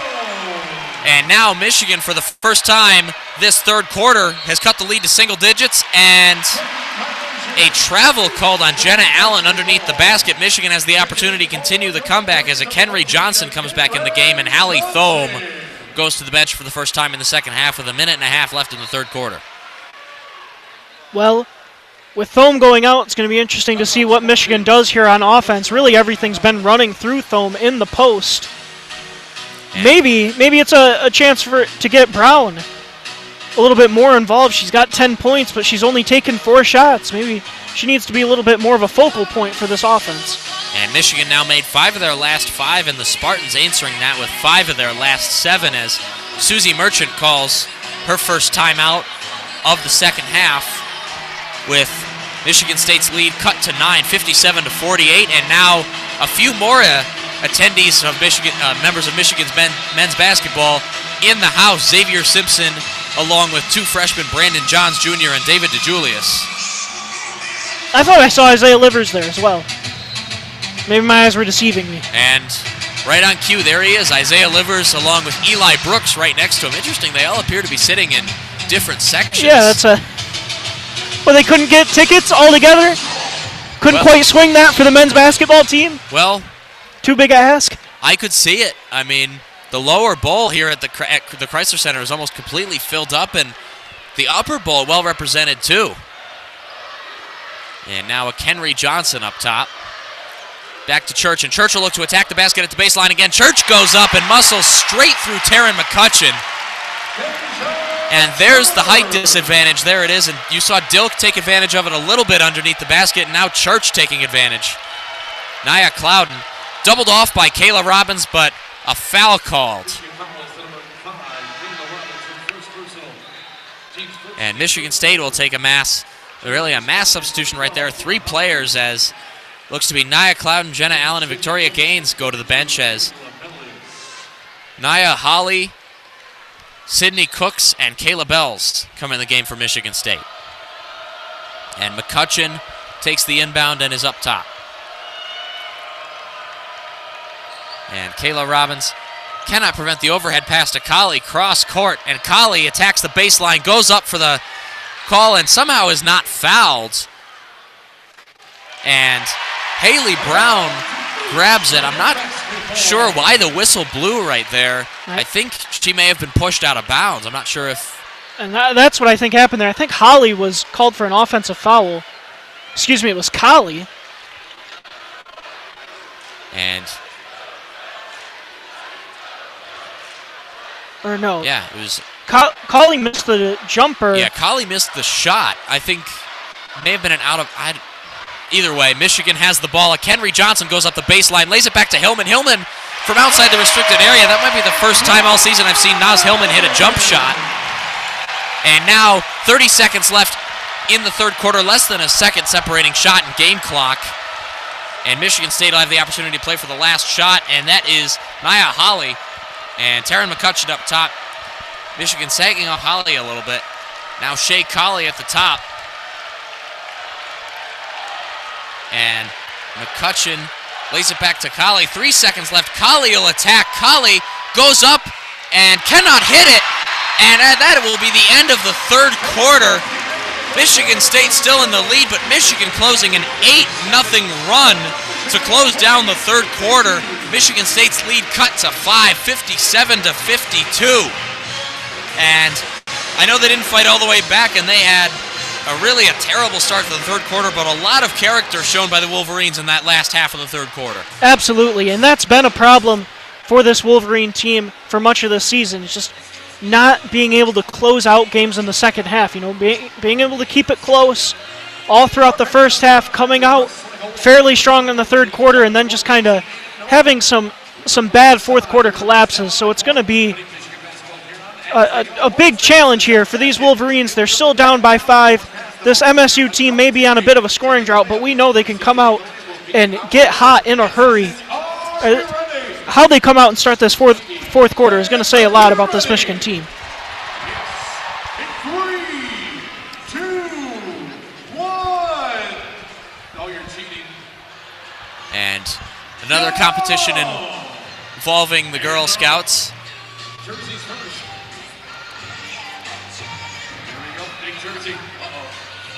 Yeah, we've got one of those competitions where the girls have to put on a full uniform a full adult-sized uniform, I should say, and then dribble a basketball down the court while wearing clothes that are about 5 sizes too big, and then they pass it off to, I don't know who these men are, they pass it off to an adult who then has to put in a layup. I'm not sure who quite made it in time there. It was a photo finish. They both made it. I think it was the gentleman in the blue shirt and the backwards hat who made it first, but the other guy wins style points after he put it way up in the air and it fell. Hitting the deck, looking a little bit like Kayla Robbins has been looking a lot of this game. She's been on the ground more than she's been on her own 2 feet. And now, as the media timeout at the end between quarters comes to a close, as the buzzer sounds, and once again, you're listening to 88.3 WCBN FM Ann Arbor. My name is Nick Hornberg, and Nate Sorensen with me. Adam Rich was with us in the first half, and let's give a little bit of a thank you to Ian Lemersall, who is sitting in studio making sure our broadcast runs according to plan, as the cheer team vacates the court and the players will come back out. Jenna Allen comes back in the game for Michigan State. And Michigan not changing their lineup at all. A bit surprising, Amy Dilk has been out for nearly 5 minutes. And the inbound pass played to Deja Church. And Church lays it to Kayla Robbins as Brown makes a cut, but Robbins not able to make the pass. Good post defense there by the Spartans, and Hillman posts up against Allen. Hillman goes up, and another short shot. And now Michigan State goes the other way. It's Nia Clouden. Being forced back by Robbins now. A pick by Cooks and an open jumper for Clouden, but rebound by Church. Church will go the other way. And Deja Church looks to attack, and now Kayla Robbins under and is fouled. Believe that was by Nia Clouden. Well, you mentioned that was her third personal foul.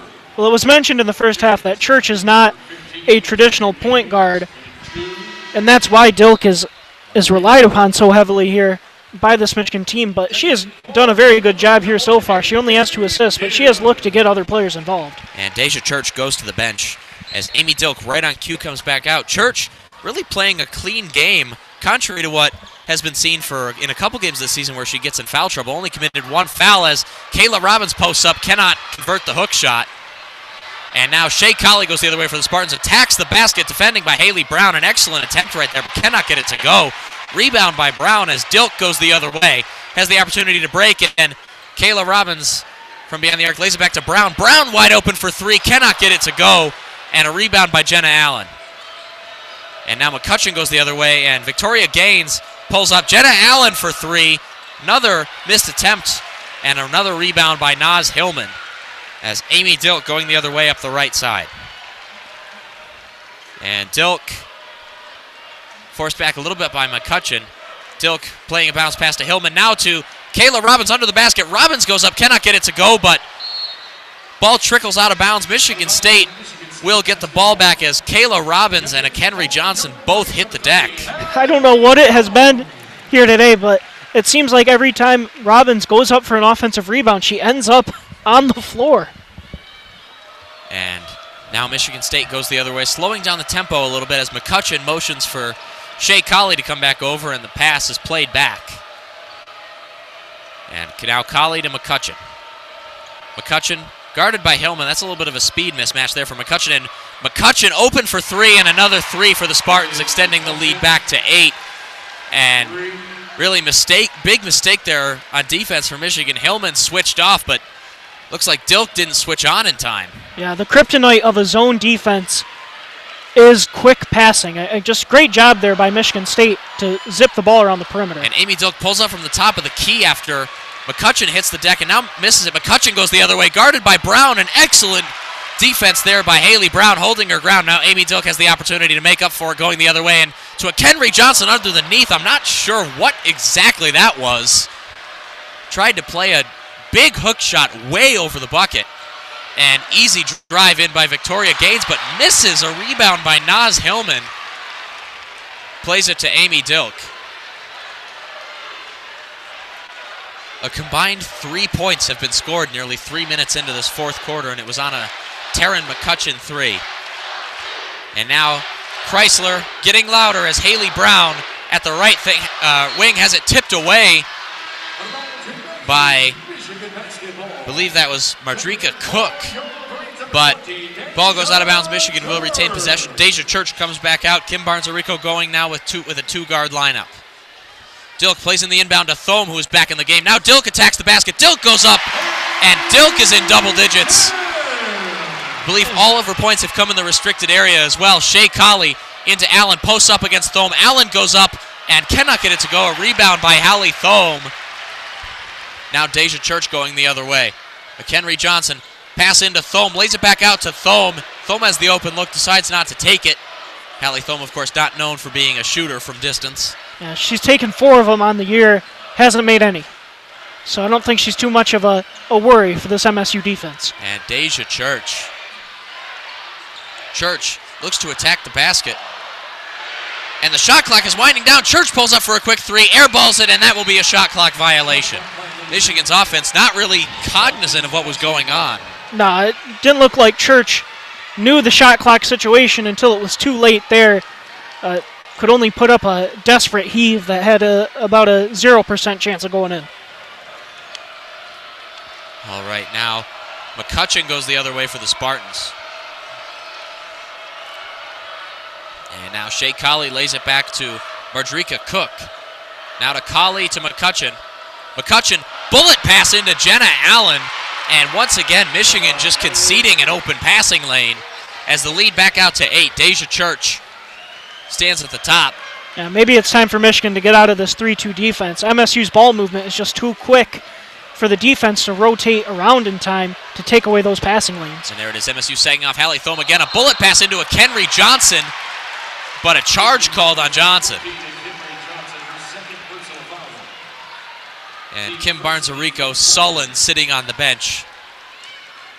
And that's a tough one right there. It looked like the defender was about right underneath the basket. I'm surprised that one was still called a charge for how far down low the action took place. And Jenna Allen lays it back to Victoria Gaines, and wide open from the corner. Cannot get the three to go is Mardrika Cook, and the rebound by a Kenry Johnson, but has to hit the deck. And now Dilk looks to attack. Now Joz Hillman under the basket. Cannot get it to go. Another miss. And Deja Church will now look to attack and is fouled.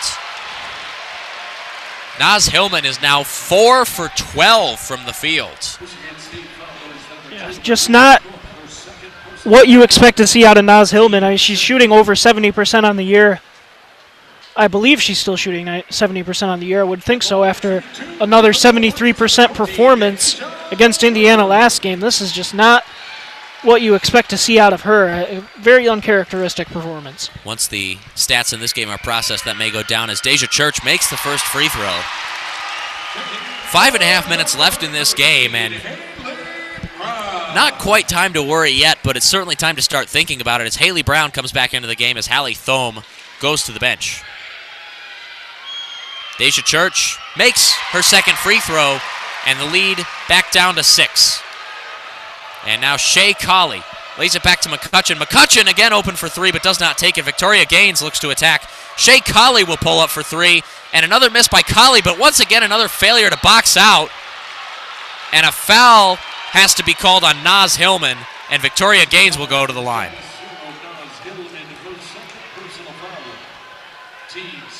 That's tough there for the Wolverines. They're still out-rebounding this Michigan State team 36-31, but if they keep allowing second-chance points for this MSU team, they're going to have a hard time taking the lead back. And Victoria Gaines misses the first free throw.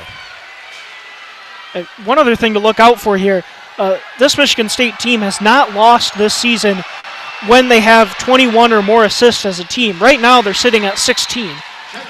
And as good as their ball movement has been, there's still only 5 minutes left to get 5 more assists. That may not be very plausible, but it is possible the way they're moving the ball. Gaines made the second free throw, but a steal there by Taryn McCutcheon. Deja Church went to sleep. And now the long pass cross court. Amy Dilk able to tip it away. Good hustle play there by Amy Dilk. as Michigan State has to recycle their offense. Amy Dilk looking a bit like a free safety on that one.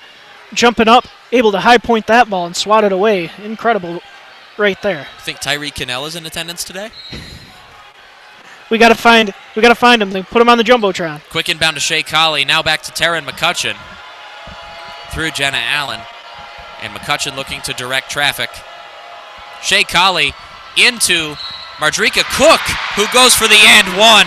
And once again, Michigan defender, I believe that was Deja Church, letting Cook get in behind her.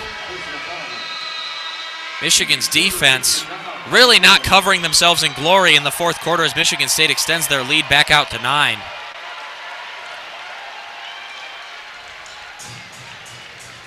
Tough last couple of minutes for this Michigan team, and even when they went on their hot stretch there in that third quarter, it was mostly because the offense was doing so well.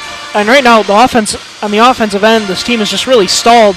Can't get a whole lot going, and they're able to get themselves some pretty easy shots here. It's just almost like there's a lid on the basket. I mean, Hillman, 4 of 12. Thome, leading scorer for this team. She has 12 points, but she's still only 4 of 10 from the field, and those are all baskets that are coming inside the paint. It's really tough when you have your 2 leading scorers, 2 very reliable shooters that get their shots up in so close to the basket, just shooting this low percentage from the field. And now as the Blues Brothers played a little bit late relative to the way it's played in other basketball games, as the Michigan Trombones look to play right in front of the Michigan State supporter section. Bit of a bold move right there when you're down by 9, but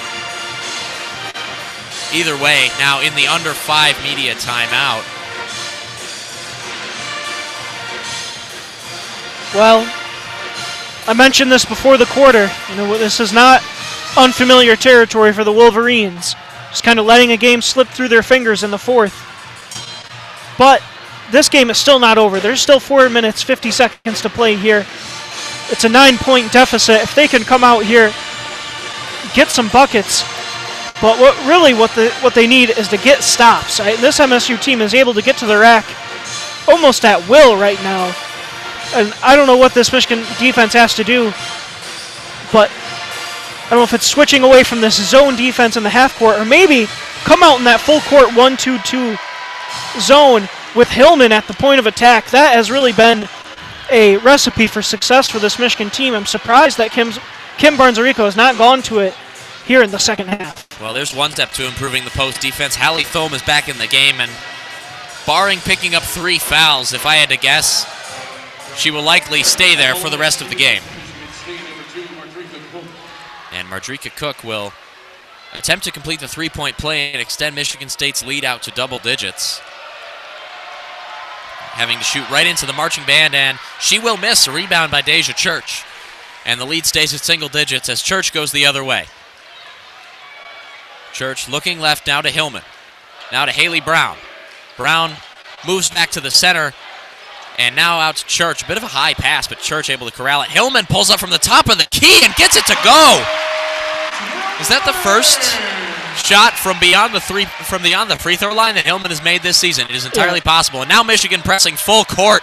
Now's Hillman almost able to bump McCutcheon off the ball, but Michigan State able to recover. I should mention that Hillman jump shot was banked in from straight away. I can't imagine she called bank on that one. And now Michigan State has Shea Colley at the corner, but decides to pass it back up. Now 1 second left on the shot clock. McCutcheon with the runner cannot get it to go. A shot clock violation as McCutcheon airballed it, but once again, not a great boxing out effort as Gaines caught the ball, but it was an air ball and a shot clock violation was called. And now Dilk has the ball at the point for Michigan. Dilk looking around, plays it back to Hillman. Hillman to Church, and now to Dilk. Dilk almost looking to attack before lays it back to Brown at the corner. And Brown out to Thome at the free throw line. Brown goes from the free throw line and again goes for the bank shot. It cannot go. Michigan's bigs opting to go for a little bit of distance after things aren't really going their way under the basket. Yeah, and really not too high percentage shots these last two possessions. The one for Hillman went in, but Michigan's got to look for something a little bit better on the offensive end. And now McCutcheon will drive out to Cook under the basket, and Cook gets it to go. And now 3 minutes left, and Michigan State up by 9. It's gut check time for Michigan. Now Deja Church passes up a shot from the corner. And that she's got to shoot that one. Church is a capable three-point shooter. She was open in the corner in rhythm. That's one you got to take. And now Michigan's holding the ball, and the clock is just slowly ticking away. And now Haley Brown lays it back to Dilk. Dilk pulls up for three, and Dilk gets a three! The look of surprise on Adam Rich's face was worth the walk here. Dilk now with 13 points. That is only Amy Dilk's 6th made three-pointer on the season. And, man, it couldn't have come at a better time. And now Jenna Allen takes the overhead pass. Give and go. No, fakes the give and go. And now creates the mismatch as Mardrika Cook goes up against Haley Brown, but is fouled by Haley Brown. And Brown not happy with that at all, and Coach Arico is furious with the referee. I do not understand that call there. Brown is standing there with her arms up, and Cooks just falls to the ground. She really didn't have a shot there. I don't know. She just kind of fell, gets the call. Wasn't really even going up into the body of Brown. Interesting call. And Mardrika Cook misses the first free throw. Ball don't lie. Maybe I should wait to say that until after the second free throw. Give it a minute, Nate. And Cook misses the second, and Haley Brown with the rebound. Michigan now with an opportunity. A little over 2 minutes left. And Dilk at the point. Guarded by McCutcheon. Dilk, again, holding the ball a little bit longer than she probably should. And Thome now holding the ball at the free throw line. Cross-court pass to Haley Brown. And the shot clock still ticks away. And Brown goes up, attacks the basket. And on the run, cannot get it to go. Hillman grabs the rebound, and Hillman cuts the lead to 5. And my voice is cracking again. Why is this happening? And now Michigan State goes the other way. Michigan pressing full. McCutcheon forced the overhead pass to Colley. Now back to McCutcheon in the half court. The marching band screaming for an air ball. Now Gaines up top and has the ball tipped away. And a turnover. Got it for a double dribble on that one, and I agree with you. I thought the ball was tipped there. I have not seen a double dribble in a college basketball game in forever. The last time I saw a double dribble, it wasn't called. It was Buddy Hield making a game-winning three against the Pistons. Nate, your Kings pulling out that victory. Yeah, I'm a famed Sacramento Kings fan. Was really ecstatic when they beat the hometown Detroit Pistons. Really couldn't have been happier. And all right, Nate. So far here in this game here, Michigan really was able to change the tide of this game coming out in that full court press. They really have Michigan State on their heels when they go to that look, and you got to just love the offense here as well. Brown put on just absolutely a stellar move on that last possession, couldn't get it to go. Well, guess who's there under the basket for the second chance opportunity? That's right, it's Naz Hillman. Gets it to go. It's been a cold stretch for her, but a lot of Michigan Wolverines coming up big when this team needs it the most.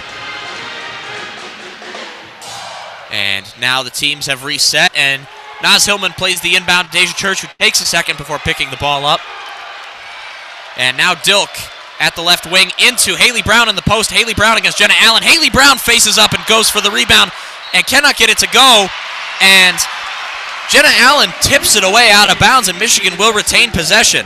It's tough. Brown's been the most consistent player for Michigan today, I would say. And that's 2 possessions in a row where she's just put on an absolutely beautiful post move and can't get it to go. And now a review called. And honestly, it would not surprise me. I have not seen the replay, however, it would not surprise me if this is overturned. It did look like Haley Brown got the last touch.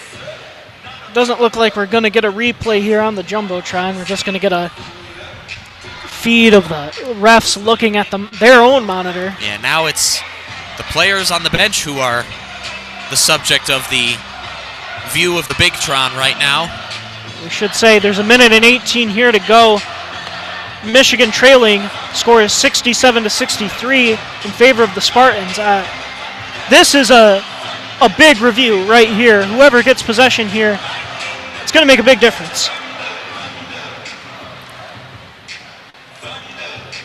And gotta think this Michigan team, I don't know. I honestly, the call on the floor was going to Michigan. I really thought it was off Brown though.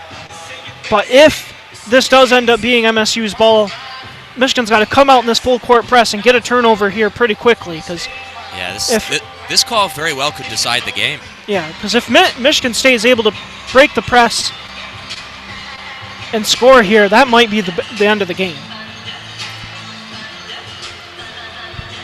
And Kim Barnes-Orico giving instructions to her team, as we still cannot see a replay of this thing, as more and more fans are shown on the Bigtron here at the Chrysler Center.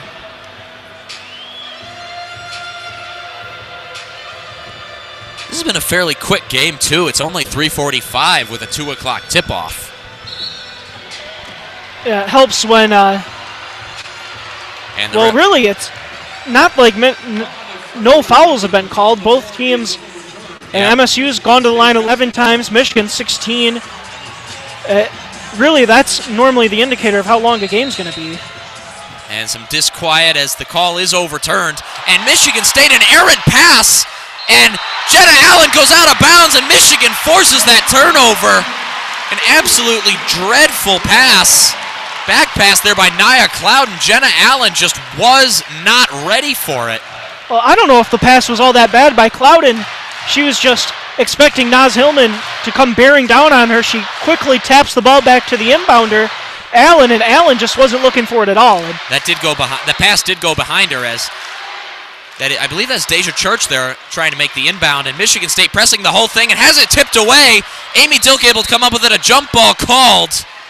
I think the possession arrow favors State. It does. And it is going to be MSU ball.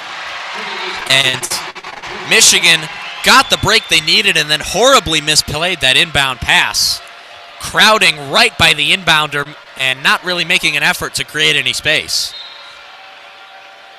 Well, Michigan has just shown they're able to force a turnover in a hurry here.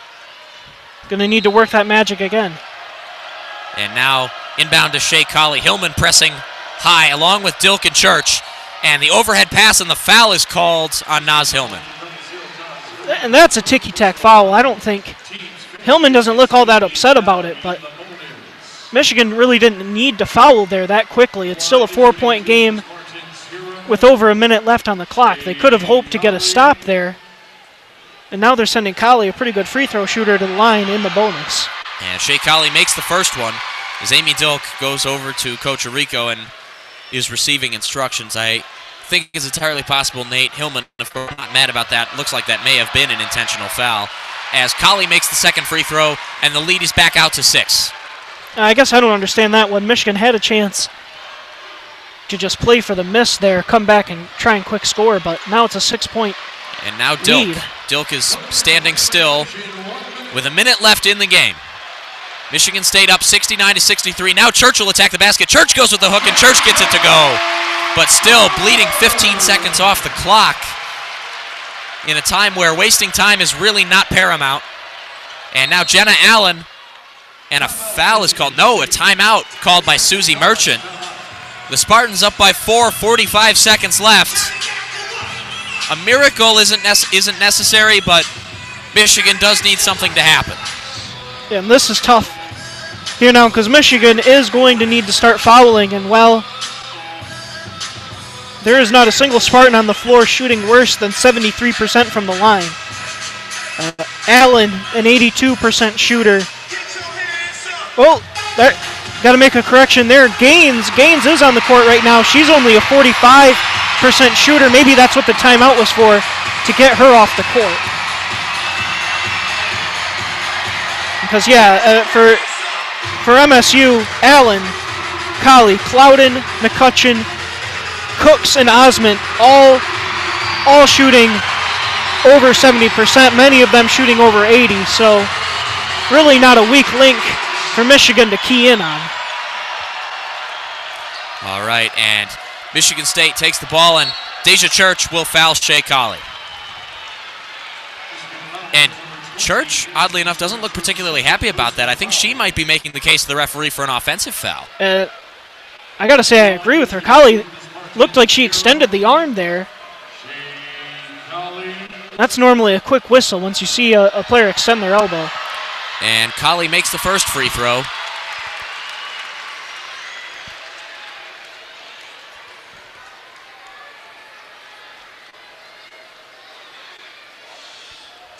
And now another free throw right into the marching band, and Colley makes the second. Colley has now scored 4 points from the line, and Kim Barnes-Arico will call a timeout now as this game has slowed down quite a bit. Yeah, you jinxed it. Talking about how quickly this game has gone by. Yeah, what a fool I am. But yeah, this is getting to the territory where you need a three-point basket if you're the Wolverines, and I got to think that Haley Brown's going to be the one they call on here. She's the best three-point shooter left for the Wolverines now that Nicole Munger's out of the game. She shot 2 of 3 so far here today. I don't know, Nate. Amy Dilk is 1 for 1. That's true. Well, I don't know if I want to go back to that well. It might already be dry. And Amy Dilk, the Wolverines' leading scorer with 13 points. It really has been a sensational second half for Amy Dilk. Looked like she was going to really kind of shy away from the moment when the Wolverines needed someone to step up with Nicole Munger out. And, well, she really was kind of the answer for this Wolverine team there in the second half, leading that charge in the third quarter. Michigan now has 5 players in double-digit scoring: Hillman, Dilk, Brown, Church, and Thome. All their starters are their 4 healthy starters plus Hillman. And Dilk plays a quick inbound to Hallie Thome, and now to Haley Brown. Haley Brown pulls up for 3, as you said, Nate, and it's short off the front of the rim, and both teams collapse around the ball, and it is... No, Susie Merchant calls a timeout. And I thought that Church had a hand on the ball down there in that pile as well, but apparently MSU had enough possession to warrant a timeout there, and that might be the end of this one for the Wolverines. Yes, now 35 seconds left in the game. Michigan State up 71-65. That's a tough break right there. I thought Church was down on the floor in the scrum. There was quite a pile there going after the ball. I thought she had a chance to get that one, and that was a pretty good play design there by the Wolverines, getting the flare screen for Brown off of the inbound. Got her a pretty decent look, just short, goes off the front of the rim. And, well, not much more you can ask for there if you're a Wolverine fan. They got their best three-point shooter in a good position to score, just couldn't get it to go. And Taryn McCutcheon plays the inbound to Jenna Allen. Now back to McCutcheon, who was fouled intentionally by Amy Dilk. And now Taryn McCutcheon will go to the line. Yeah, McCutcheon, 85% free throw shooter. You got to think if she makes both of these right here, it about puts the nail in the coffin here for the Wolverines. And McCutcheon makes the first one.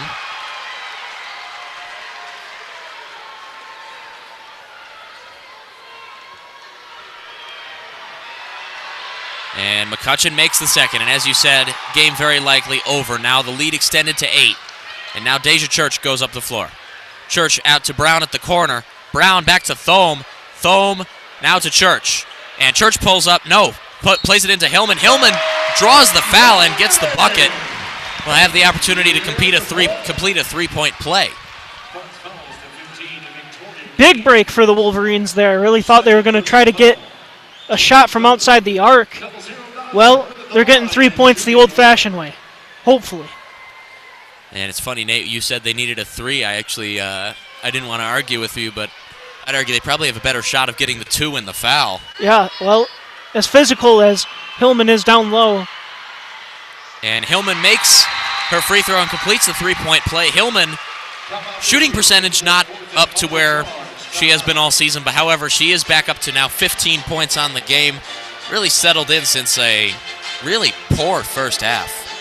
Yeah, and I can't believe, yeah, she's sitting now at 7 of 15 from the field. Not exactly stellar numbers, but certainly not bad after that lackluster start. Really great effort here in the second half to come back. You know, we all live in Naz Hillman's world when we're talking about 7 for 15 shooting from the field as uncharacteristically bad.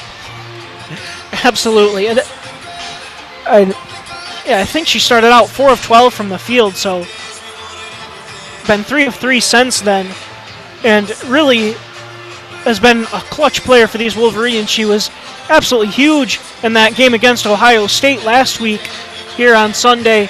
In the fourth quarter, she was really the catalyst for a 15-2 run in the fourth quarter for the Wolverines in that one.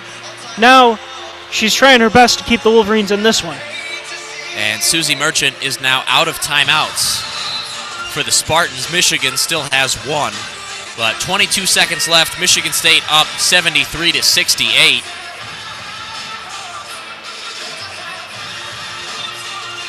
A Michigan victory here appears to be a bit unlikely. Would you concur, Nate? They're still not out of it. If they can force a 5-second violation here especially. And Allen gets the ball out, and Shea Colley able to come up with it, and Michigan taking a minute to foul. Michigan State will play it all the way back before Deja Church applying the foul, but State able to bleed 6 seconds off the clock, and now that is Shea Colley again who will take 2 free throws. Yeah, well, a lot of credit for Michigan's inability to foul there goes to Colley. He's really able to navigate the floor there while avoiding Michigan defenders. And Colley bounces the first one off the rim, but it still falls. And she's had a tough shooting day, 2 of 13 from the field. Still going to end up with 12 points here after making both of those free throws. But I really got to give her a lot of credit. She's able to get pretty much wherever she wants on the floor. And she may have only made 2 shots out of those 13, which is really, kind of abysmal shooting from the floor, but she's gotten herself good shots. It's really strange to see her miss them. She's the second leading scorer for this MSU team, points per game wise. But she's really got quite a smoothness to her game. She kind of really has the ball on a string, able to get wherever she wants. And Kim Barnes-Arico calls her last timeout. Michigan will have the ball down 7, 16 seconds left.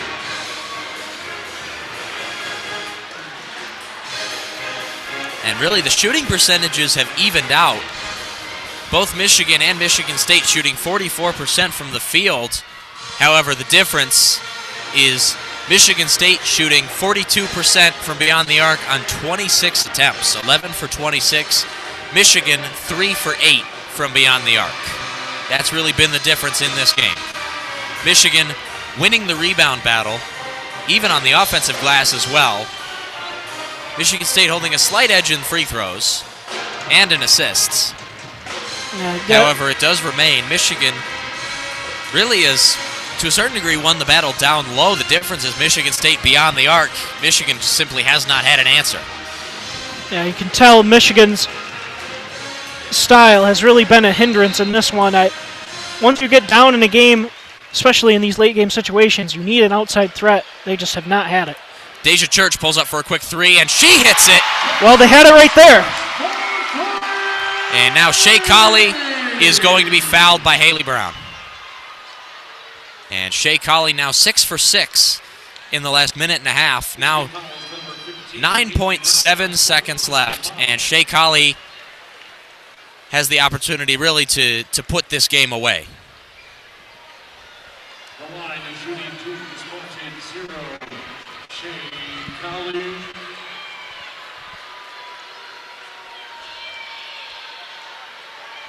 And Chrysler has gone quiet. You see a couple people starting to leave.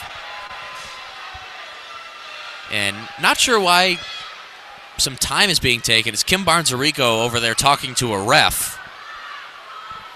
I'm not sure why or what she has to be upset about. Really seems like a civil discussion, though. That is true. That is true. Not something you often see between coaches and referees. Especially not from Kim Barnes-Arico.